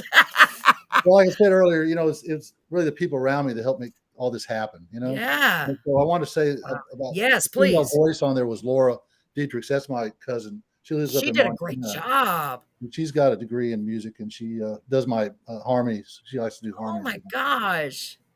Our voices That match. is so awesome. And It's what always was amazing whenever you have people around you that can lend you that support and I help. know. And I mean, that's kind of like how we got here too, is many people helping us out too. Yeah, But it's always about people helping each other out Yes. and lending that hand. It's amazing where you can find yourself when you do have all that. Yeah. Well, I always led the charge. I always owned my own company. I did my own thing, but you still need your support people. Yes. That's when so I was true. doing sound, one time I had 10 stages going on at one time. There's no way I control that. Yeah, in three Wow. different towns. 3 different towns doing 10 stages in one day, without having a group of people that love you and want to help you make all that happen, Yeah. it's just not going to happen. You know what I mean?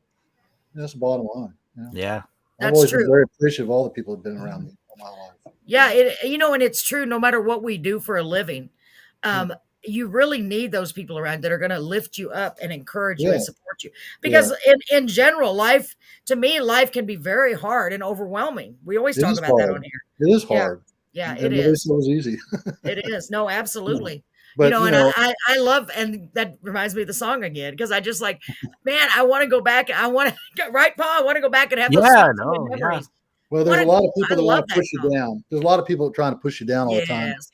And what is the I've point in always that? been What someone does to try to that, pull people up. You know, that's oh, just me not- too. What does that Yeah. accomplish? Does it make them feel, I don't Nothing. understand.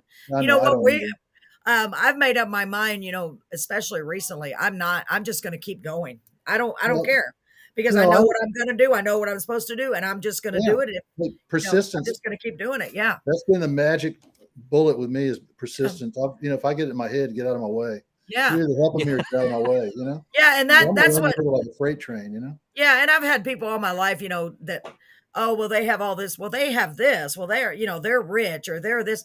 I don't care. You know what I mean? I care, Yeah. but they're just regular people. They're just people. Oh, when I first started songwriting, I had songwriters tell me, "Will, you're too old to be jumping in this game." You know. Yeah, for now real. some of them are my biggest fans. Yeah. You know what I'm saying? Yeah. They're probably like, wow, I knew him Yeah, when. I they should have couldn't encouraged believe you. it. Yeah, no, Yeah. 'cause Because you proved them wrong. You're like, oh yeah, watch this. yeah, well, that's me in a nutshell. Anyway, I do my Yeah. thing, and he just, like I said, either help me or get out of my way. I'm Yeah, I love it. I love always it. been that way. And that we're always encouraging that here on Carolyn's Corner every week. We encourage everybody to be kind and help each other and live, Yeah, because man, we have enough negativity in this world. We have to Yes. support each too other. much actually. And yeah, and that's why I'm thrilled that we're building our Carolyn's Corner family. I really feel that way, because we're, as a community, it's just amazing the caliber of people that we have, and the talent, and just in every aspect, whether they be authors or publishers, right, Paul, or Oh, yeah. songwriters, or singers, or just all of them are singer songwriters, but some play instruments, some are just vocalists, some are just lyricists, so it's just like, wow, some of them have written plenty of books. Some of them haven't written any books, but want to, so, and that's why I love this so much. I'm so glad you're here with us. You really have great inspiration. I'm really enjoying myself. Listen, I've actually won a couple awards writing, which is amazing too. Oh, well, let us hear about them. My first one was a local Corpus Christi contest they put on by the city, but some city organization. You had one day to write a song. And they gave you 3 words they wanted. I forget what they were, but they had 3 words they wanted you to include in the song, and you had one day to write it. And anyway, I ended up winning 3rd place. I won $200. Wow! And, it was about after I've been writing for 4 or 5 years, so I was pretty happy that it happened to me. Yeah. And then we were coming back from Colorado, and I had gotten atmosphere sickness. When you get too high, sometimes you get sick. Yeah. Oh, I hit the bus, and I was so sick. I had to drive home. When I got home, they gave me an IV with 2 liters of fluid. I was so dehydrated. Wow. I had to go to the emergency room. I mean, I was sick. Oh, and in the middle of all that, I knew this contest was up. They were having a taco contest, a festival in Corpus Christi, and I remember that. Yeah, I lived in Corpus at that time. And they had a song contest in it. Now I thought it was a local. I didn't, it was a local thing. I almost entered that, Willie. I won first place. I can't believe it, because I saw it and I was like, I'm going to do it. And I thought, no, yeah, you got first place. The song is on that album I gave you. It's called A Culinary Jewel. That was the song. A Culinary Jewel. That's so awesome. Well, I can see why you won. Right? Your lyrics are great. They really are. Hi, Armando.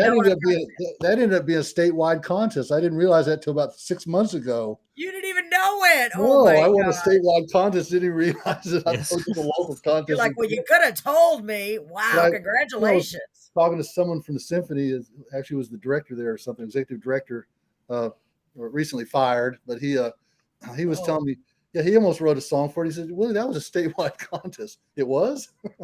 Wow. I was too sick to care, I mean, you poor thing. I was so sick I could hardly stand up. I had to sit down and write it, Oh my gosh. So you wrote it and won first place, even though you were. I was death's I door. was so sick I had to go to the emergency room when I got Oh home. my You know? gosh! Now that's dedication for you. Yeah, That no is kidding. dedication. I just wanted to write that song. You know, it's funny. Yeah. I had the melody. I just had to put the words to it. Wow. Oh, Wow. funny. That's incredible. You're such a talented person. Oh, Wow. thank you. Man, you're welcome. You're welcome. So let's God, time is going by too fast. Paul, how does time keep going faster? I can't I believe we're swear. cut into an hour and a half almost Yeah, already. it's Wow. almost know. 9. That's why I'm like, I'm It- trying. And how can that be? Did Well, somebody see because that the clock- this show is our time flies by so fast because it's like sitting down talking to friends. You know, Yes. you're just chit chatting, just having a Yeah. great time, and just Yeah, and that's how I time feel. just flies. It It's does. crazy. And that's why I'm trying to get to all the songs. But then I looked at the clock and said, there's no way it's almost 9. So we really do have to get to the next song. Okay, I don't that's want to good. miss any of them. So the next song is called What Matters Most. Okay. And I want you to tell us about it real quick. Well, that song is just about being a truck owner. You know, By the way, I did listen to most of this. Oh my God. My wife is my biggest critic, and she didn't like the song. She thought it was too simplistic. And again, it was Nick, the guitar player. When he got that song, he transformed it, okay, and made it into the song it is now. I bought a semi when I was 22 years old. It had a million miles on it. I paid $3,000 cash and drove it off the lot. That's all. I couldn't get down 3 blocks. I couldn't get out of 5th gear. I didn't know how to do the double shift to get it into 6th gear. Oh my God. I did watch most of this, and this one is posted on YouTube, by the way. We'll put it in the channel. Yes, and it's got a video. It's got its own video. Yes, I thought it was so cool. I really, and I didn't watch the whole thing because I was like, no, I got to leave a little bit so I can be surprised. But Paul, you got a truck. I got a truck. You're gonna love this. I've sold more CDs off that song than any song I've written. He played this at a BAMFest, and people that were sitting next to me were like, I got a truck. You know, it was so cute. I loved it. I was like, this is cool because it's just an interactive. It's like you're just talking about your truck. I don't want to give it away. Let's play it. It's called What Matters Most, which, by the way, is a cool title. Let me make sure I got the right song here. Hold on. I'm sorry. Yeah, it's got its own video, which is unusual. Yeah, it's pretty awesome. Here we go. Willie Mellon, What Matters Most. Here we go. Thank you.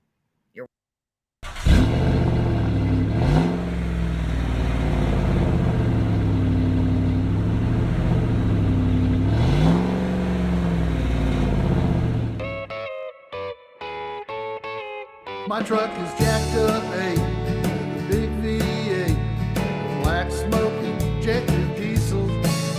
It's a 4x4 with my 5th on the floor when I'm driving like Evil Knievel. It's got a covered bed and it's painted bright red, flames coming out of its wheels. It's all the truck anyone could want, including the whistles and bells. My truck is my best friend, and to that end, it's always there when I need it. Trucks are great for having days, just ain't nothing like it. Short bed or long bed, 6 wheels or 4, it don't seem to matter. 2 doors or 4, they don't make no more, and I prefer the latter. You gotta love the big trucks and the small trucks and all the trucks between. There ain't no sissy trucks, you know what I mean.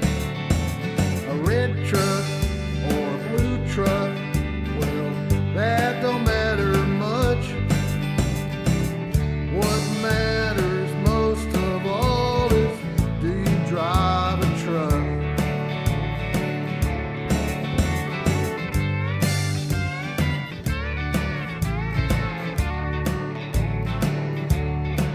And if I find a puddle and it ain't too much trouble, well, I'll splash right through it. The wetter, the better, it's just like a setter.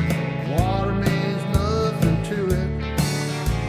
And if I find some mud and I wallow with my buds, I think I'm in hog heaven.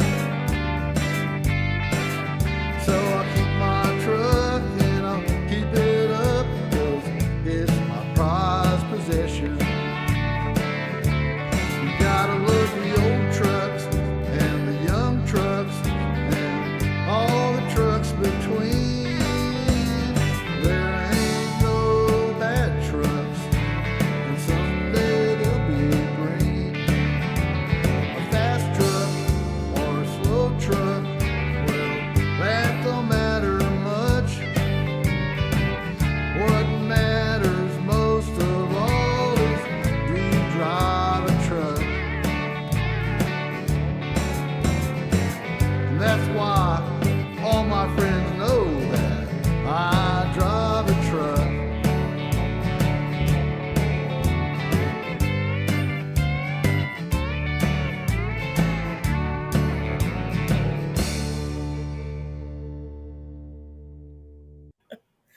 I got my red truck, my blue Paul, you got a truck. red truck. That's so cute.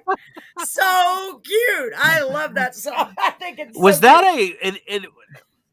Okay, yeah, it's that little dial there. Yes. That's in my truck. Let me tell you a story about that. That's a rotary dial, isn't it? So my dad, when I was a kid, had that in his El Camino, and I was cleaning up his garage, and I found it up there, and I took it home and cleaned it up, stuck it up, put it in my truck. What it is, it's connected to the horn, and you can dial a beep with it. How cool! Is that funny or what? Oh my goodness! I'm giving my dad credit for that because I would have never thought it up myself. So what do you got to dial do to blow? a beep? You just I wired it into my horn system so you can, if you want one beep, you dial one. If you want two, you dial two. Yes, absolutely. Really? Yes. You gotta love electricians and engineers and I how they can love order. There's a technician in me, you know. Yeah. Oh my god, that is so cool! I And want one of love those. I Dial love 9. the I'll help you dial wire 9. it in. Let me know. Oh my god, I love the reference right in the very beginning about the Evil Knievel. A lot of people won't even know who that is, but boy, do I know! We had a fifth on the floor. I was like, oh my goodness. That was so great. I loved it. Well, my dad thought that up too. He did? Oh my Yeah, because I god. was trying to talk about 4 on the floor, and he goes, "You need to have a 5th on the floor." What are you talking about, 4? See, your dad is a good contributor to your I know. songs. Everybody helps me out.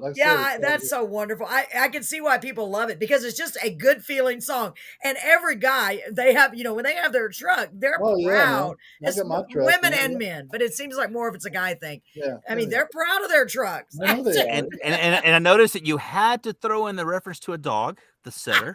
Oh yeah, I had my dogs running around too. Isn't that funny? Yeah, that was so cool. I've got some acreage out there off Ridgeway, so it's out there. That's so Ridgeway cool. Lane out Oh, there. and you can tell that's in Texas. Yeah, no, we're just down the street from y'all. Yeah. Yeah. Wow. So see, the other question I was going to ask, what chord was that? The F chord that you were I playing? play kind of a funny F chord. I use my thumb. I put it over the top instead of over the top, and then because Carolyn, I went to Carolyn's house yesterday, and we're just goofing around with a guitar. Thank you, and Pop. she's like, "Have you done the F chord yet?" And I'm like, "No, I've done E minor. I have done A sus A plus. He's learning. I've done the G chord." And that's it. That's as far as I've gotten so far on how to learn this. And then she goes, "Oh, you haven't messed with the F chord?" And I'm like, "What's that?" She said, "Oh, you got to do this and the bar chord. They call it. Yeah, the bar chord. I was like, what I call it, that. Willie, what I say about the F chord, and I say if I have to play the F chord in a song, I'm effed because I cannot do it. So I'm trying to figure out all these ways to cheat and play it.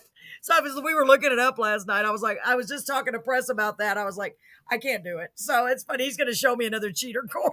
Yes, I just wrap my thumb around the top. So I play it like I play it like this, just to, here we go, hand in the right place. I can't see it. Anyway, I play it like the C chord, but I just drop it down, right? And then I just curl my thumb over the top to play the E string, Oh, interesting. I don't know if my fingers are big enough to do. Well, mine are. I did that. Honestly, I did that because I can play bar chords. I've been playing since I was 14, Yeah. But my hands can't really do it anymore. They get too tired. Yeah. Arthritis, my hands and stuff. So I understand that. I just can't do that anymore, So I found a way for me to wrap my thumb over. It does the same thing. Nice. That's awesome. Well, I'm proud that Paul is learning because he's inspired me also because my guitar has been setting. I have 2 of them that people have given me, which is amazing. Okay. Yeah. And they've been sitting there literally so dusty, broken strings, and I finally pulled them out and got them strung. Yeah. And I was actually playing, and it's because Paul started playing, and it had motivated me. So before too long, me and Paul are going to be near. No, we can't do that. I can't do that. Funny is that last night I went over there and I was playing the guitar. And I'm like, it sounds off. So the guitar sounded off. I said, "Are these tuned?" She goes, "Oh yeah, they're tuned." I'm like, "I don't think they're tuned." I have an app on my phone. He tuned it, yeah. I put it on there and I'm like, I'm like, this is not tuned. I'm just twisted. It is so funny. Yeah, it's really, worried it's really cool. Pop a string. I was like, I've done it. I pop strings, tune it up. You get not paying attention, Well, I think it's really cool because you were saying all the people that help you, and in my case, I owe Paul so much credit for everything because he inspires me. I think I inspire him. We kind of encourage each other. Like when I started doing my songs, he finally started writing his books, and I was so proud of him. Yeah, that's and cool. He writes. He's got some amazing books, and it's just right, Paul. It's just like back and forth. It's back and forth. It's pretty amazing. Do you ever publish any of them? Oh yeah, I have Oh, 3. yeah. I have a Okay. novella published. I have 2 other books published that are in the Oh, series that's awesome. 'Cause that's and then I'm awesome. working I'm on the so 3rd proud book of in him. the series. Well, that's Yeah, and And he had been writing for all those years, but he had never really done anything with them. Nah. And he finally did it, right, Paul? It was like Yeah. and literally he saw me doing something, so he did something, and then like he's playing the guitar, so I'm now getting my guitar back out. Yeah. You know, and it's like I love that because it helps when you see somebody else. I don't know, it's weird. It's like, Well, I love Yeah. to read. I'm the kind of guy that can read 1,000-page books. I got no problem with it. You know. oh, So, you should read Paul's books. They are so great. Yeah. He's got 2 of them in a series right now. The 3rd one is coming out soon, right, Paul? Yes. Plus several others. Oh, he's got some good books. Paul, tell him where they can find your books. I'm always telling Paul tell him about your books. Hold on. I'm going to put it in the chat here. That way you can copy it over there All on right, that let me side. see. Lunch. he wants me to go to lunch. Lunch, He Willie, does. when you guys get back home. Yeah. Oh, okay, yeah. Don's Okay, heavy. did you- Too, man. He's a cool guy. That guy's Oh, smart. that's so awesome. Let me get this on here. Hold on. I'll put it over here. Yeah, when I get back, I'll come by the station one of these days when you guys are there and hang out a little bit. Yes, that would be definitely. great. Because I'm not doing the radio show anymore. My son actually requested that that I don't participate in the radio show because it's taking too much time up, which I completely understand. And he said, "Daddy, can you please not do the radio show anymore?" I'm like, "Dang, yes, I won't do the radio show." Because he loves anymore. doing the radio show. Yeah, We have a sure. lot of fun. So, but if you're going to show up, let us know. That way I would love to be over there when you show up just to Yeah, hang absolutely, out for a little absolutely. while. So you can find Paul's books at amazon.com/author/PRG books. So go check out Paul's books. He's got some really, honestly, some really good books. I'm so proud of you, Paul. And he's encouraging other writers. He's bringing authors and publishers. We've had a lot. He's found a lot of work to put out a book. Yes, I'm so proud of him. I'm so proud. Have you written? Do you write as well, Willie? You write books? No, I just write my songs. But with me, I write them, I arrange them, I record. I got my own studio, and I sing and I play the bass and I play rhythm guitar and I play keyboards. Any keyboard parts, I play those. Nice. And so it's very consuming. It takes me 2 years to put out an album. I believe it. Yeah. But to write the music and arrange it and get it to a point where I get it recorded takes 2 years. Yeah, and you know what? We've had a lot of guests on the show that have, and I've noticed that, right, Paul? We've had a lot of guests that during the pandemic started writing or started recording or started playing an instrument because there's, so it was it's a horrible, what happened, but good came out of it because people found their creativity, a lot of them. Yeah, well, you know what I did?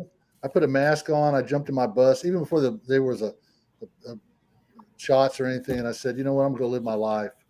And my wife and I, we just went out and did it. And we went out to, all these parks. There was nobody there. It was funny, Yeah. And we didn't go to restaurants or anything like that. My wife's a great cook.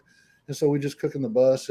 But we went hiking and we went walking the beaches in Oregon and, just had a blast. We had the best time. That is so awesome. It was great because the gas prices were super cheap. Yeah, everything was cheap. People everywhere, And we took our precautions. We just wore a mask and we even had gloves and a bit. But, we lived our lives, man. I'm not going to sit around. Yeah. No, I agree with you. There was so much fear, but we don't even want to get into that because we could. It's such a divisive subject. But I agree. I am just so glad that all the great music came out of it. I really am. To go to actually that made it. Yeah, that's amazing. Oh my God! And my parents actually they have a pull behind trailer that they pull the RV, and they go everywhere: North Carolina, Kentucky, Tennessee. They go all over Texas, and they travel all the time. And I'm like, and they had all these animals, and I'm like, why do y'all have these animals for? Like, but we want them. Oh, my mom loves animals, and I'm like, yeah, but y'all traveling they're holding you back. And as soon as they started realizing they can get rid of the animal, man, they took off. They're like almost once a month at least. They're going to state parks and all. They go all over the place. That's on my agenda. I keep telling my husband Brett, we need to get one. I just want to, I just feel it that would be, I've told you when I first met you that day out at Bamfast, I was like, man, I'm a little envious because that's something I really want to do, but we haven't even retired yet technically. So it's a lot of work. The things are they have a lot of problems. You got to be kind of mechanically inclined or you're going to be, there's a lot of that to it. You know what I mean? Like today, I was trying to get my generator going. It wouldn't work. I had to take the spark plug out and replace it. You know, you got to be ready for anything, you know? Oh my gosh. It's just the way it is, you know? Wow. Yeah. Well, let's get to another song.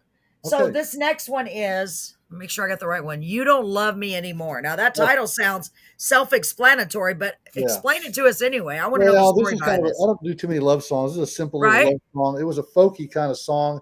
And again, Nick, you know, he took that song and just transformed it into this fantastic rock and roll kind of song. And wow, rock and roll. Okay, I can't wait to hear this. It's got kind of an 80s rock feel to it or something. It's funny, you know. The guitar very cool. Hi, Mark. How are you, Mark? Orchestration of like 12 tracks of guitar work that all meshed together. Wait till you hear it. You'll hear all the parts. My gosh. It's amazing to work. Man, aren't you lucky to have this type of person help you with this stuff? Man, he was just a kid, came in the store one day at Sound Vibrations, and he wanted to know something about tubes, and I was the tech there, and I was always glad to have people come back there and talk to me. A lot of technicians won't talk to anybody. Yeah. But I'm not like that. Come on in, I'll talk to you, you know. And anyway, he never forgot that. And so he kind of paid me back by helping me on this. Oh, and nice. See, that's how it is. Pay it forward, right? That's amazing. Yeah. Well, let's play this. You Don't Love Me Anymore. Yeah. Ooh, I'm anxious to hear this. I think the sound of that song is great myself. Oh, I can't wait. You ready, Paul? Ready. Let's do it. Let's do it. Here we go by Willie Mellon. I said your name wrong. Willie Mellon. Here we go. Thank you.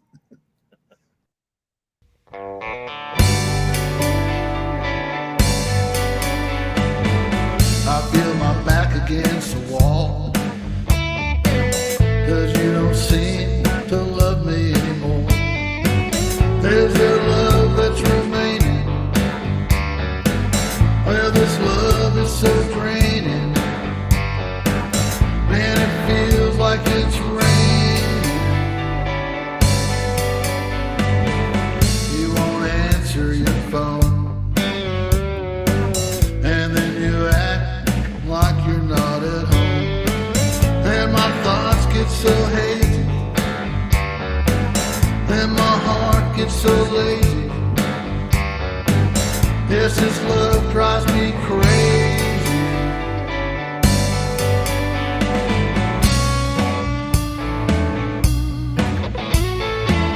Nowhere to run, nowhere to ride, nowhere to look but to look inside.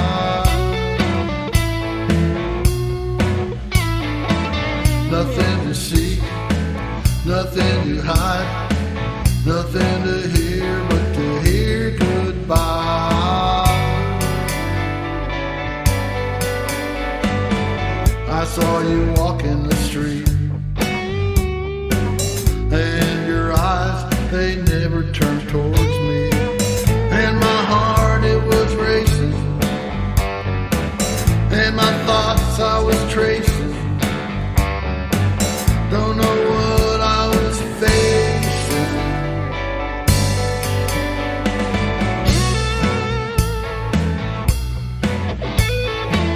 Nowhere to run, nowhere to ride, nowhere to look but to look inside. Nothing to see, nothing to hide, nothing to hear but to hear goodbye.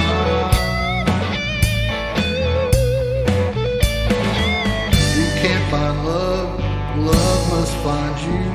The more that you try, the more that you lose.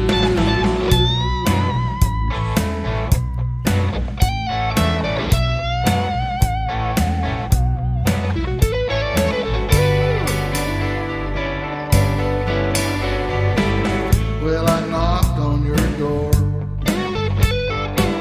That's when you said you don't love me anymore. And my body was shaking, and I felt my heart aching.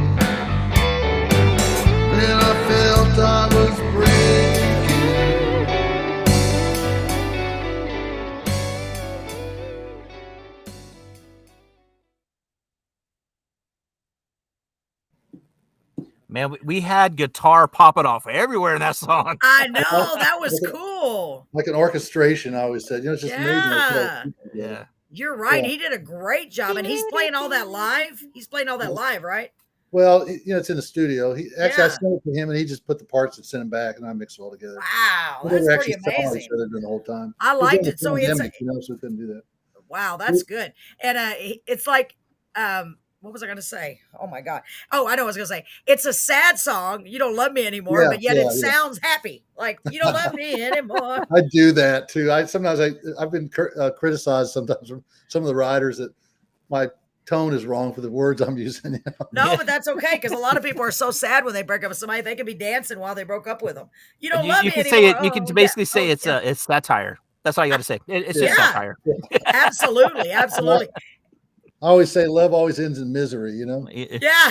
Always, no matter how you look at it. That's how it always ends. Somebody dies or leaves or something happens. The last song we have, and because I want to have a chance to talk a little bit more, it's already 9:17. So the last song we have to me is definitely satire. I think I cannot wait to hear that. I love this song. Paul, you're going to love this song. I already know you are. I know you are. I just know Paul so well. So this one is called, ready for the title, Paul? I'm ready. Bad Mexican Food.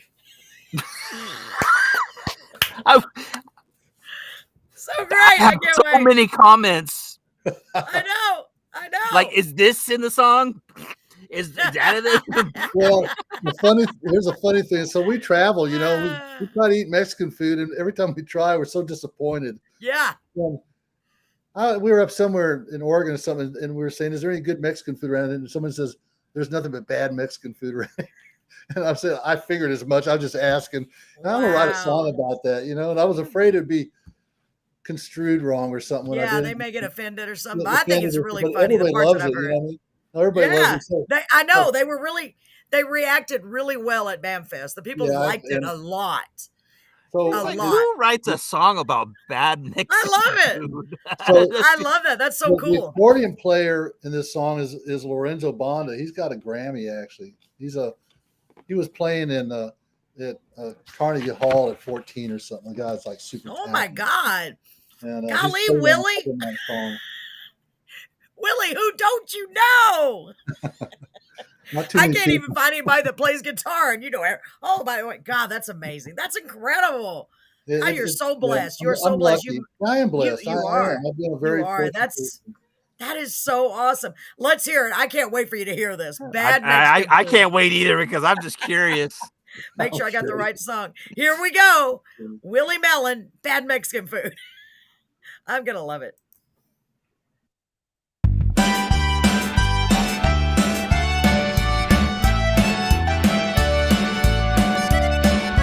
Here I go with a story I've told many times again. It's about good Mexican food and where it's found, my friends. Now I'm sure to have been some that I don't know, but above the 33rd parallel say no. When you see Jose's Bad Mexican tequilas, Bad Mexican Jalisco's Bad Mexican food, north of the 33rd parallel, please heed my words, don't let your taste buds get screwed.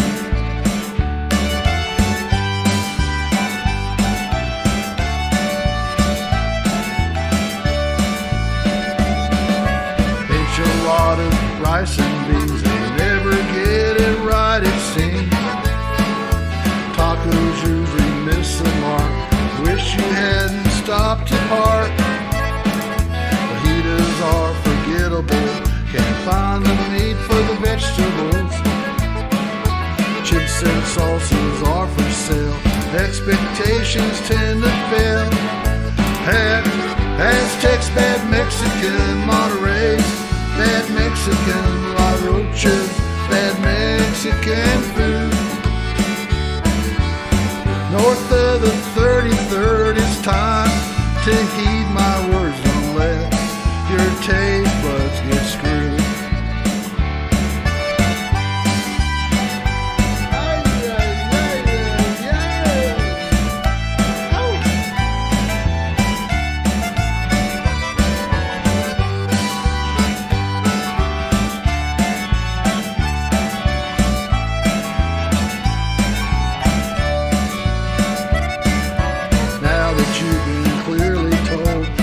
you'll find while on the road. Won't you please drive on by?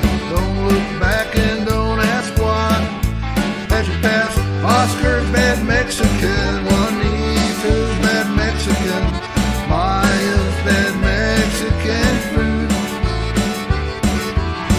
North of the 33rd parallel, please heed my words. Don't let your taste buds get screwed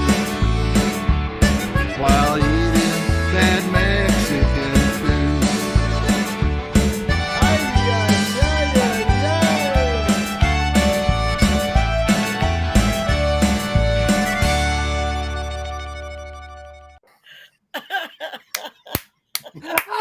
I can see you laughing, Paul. I love your grito. That's about how I do it. I was like, as soon as it started, I'm like, okay, it has a perfect accordion. I'm like, okay, this is gonna be good.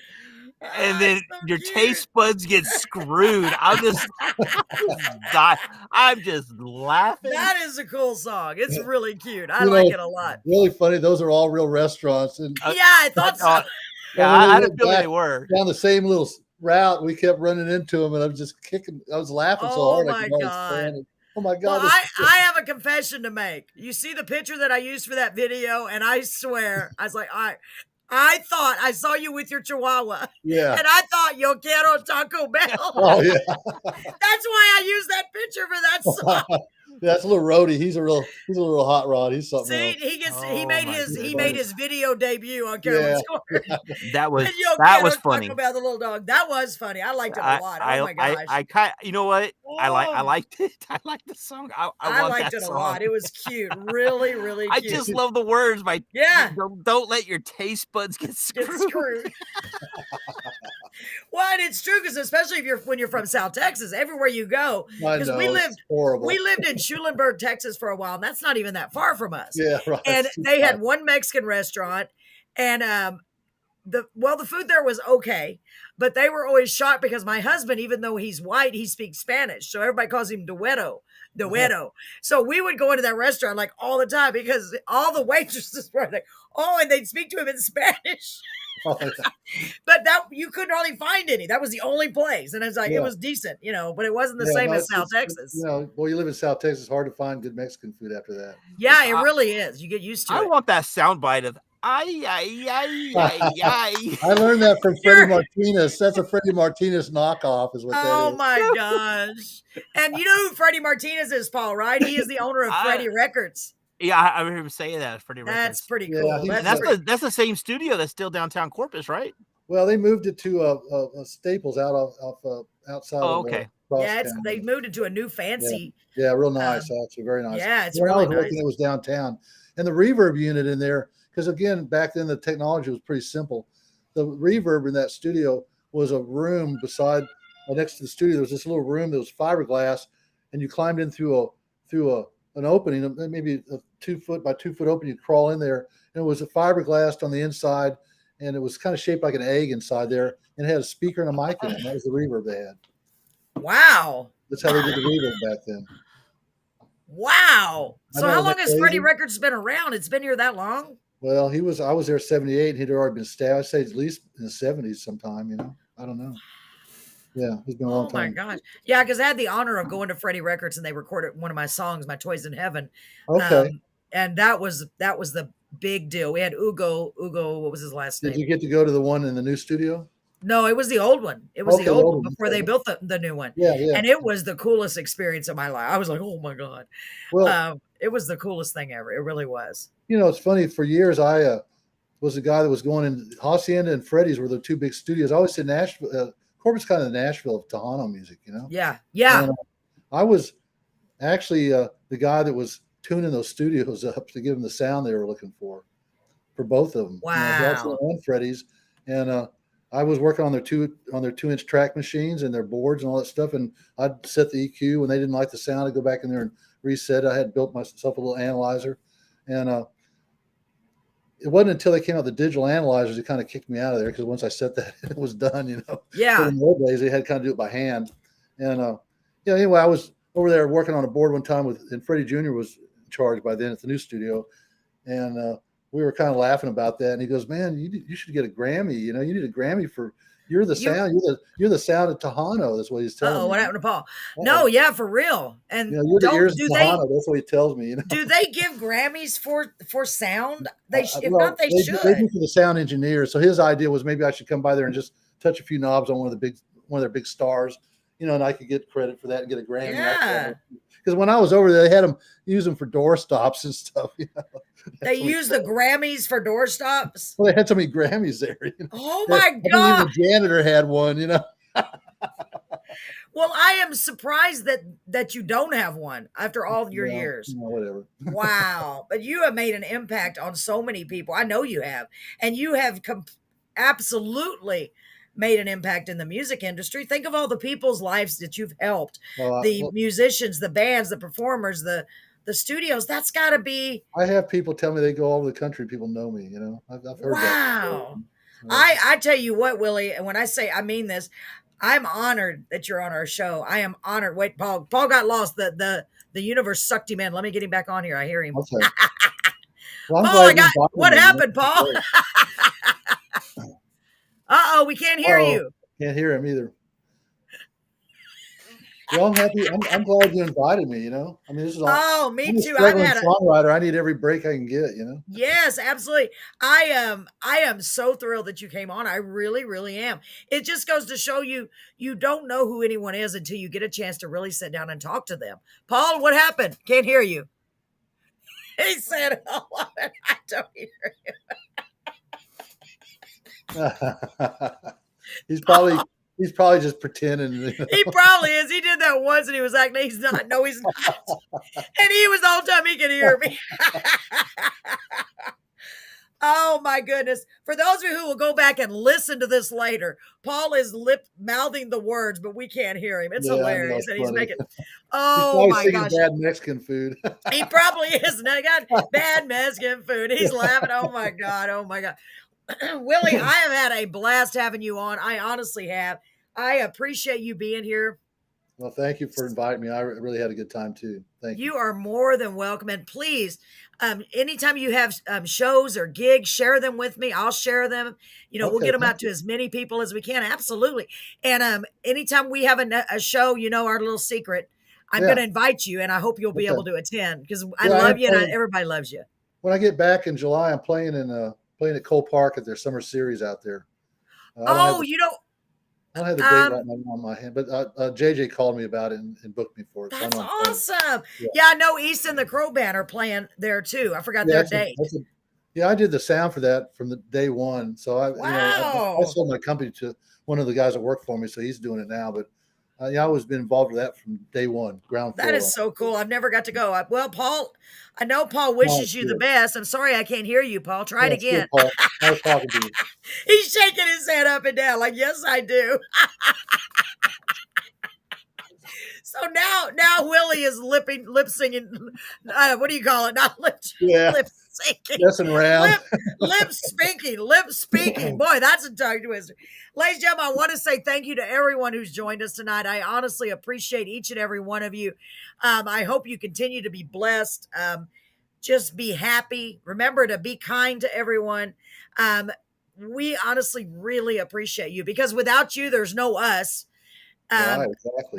Because we would just be talking, which I always talk to myself. My little saying that I came up with, I should copyright it. Remember, all we need is you, because it's true. I mean, I talk to myself all the time. Lately, it's getting bad. I'm starting to answer myself, but we really, without an audience, we appreciate you guys being here, ladies and gentlemen, for all of our listeners and viewers. And for those of you who are going back and watching this or listening to this, I just want you to know that we appreciate it. We're going to have our family, good Lord willing, to continue to grow and bring these talented singers, songwriters, authors. Who knows? You may even hear comedians very soon. We're moving on up. You never know. You never know. With Paul, you never know what Paul's going to find. Paul, can you say anything yet? No, we still can't hear him. I know Paul wishes you the best. He's mad. Yeah, me too. Yes. Willie, God bless you and your family, your wife, your children, everyone. Please be safe out there on your adventures. And I am. Yeah, we're gonna. Yes, Digging in the dirt, digging dirt. That's what we're doing. Oh, that's so cool. The Frosty Express, right? Yes, ma'am. Yes, ma'am. That is the coolest thing ever. I believe that Willie's looking down. Not Willie. I'm so sorry. Frosty's looking down on you and going, "You go, man. Yeah, he's You getting a go." kick out of this one. I know that. I know he is. I hope he's up there listening, going, "Man, good job, Willie." Yes. So thank God for him. Thank God for good friends and all the people that you've touched. And you've touched us. You really have touched us in a great way. And I wish you nothing but continued success and blessings in your life. And we'll be in touch very soon. Never know what's going to come up. Wink, wink. All right, Willie. Well, thank you so much, Paul. I know you can't talk right now, but signing off from Carolyn's Corner Live. Good night, Willie. Thank you so much. Thank you. We'll see you all. Paul, Carolyn, thank you. Thank you, Willie. Bye-bye. Okay.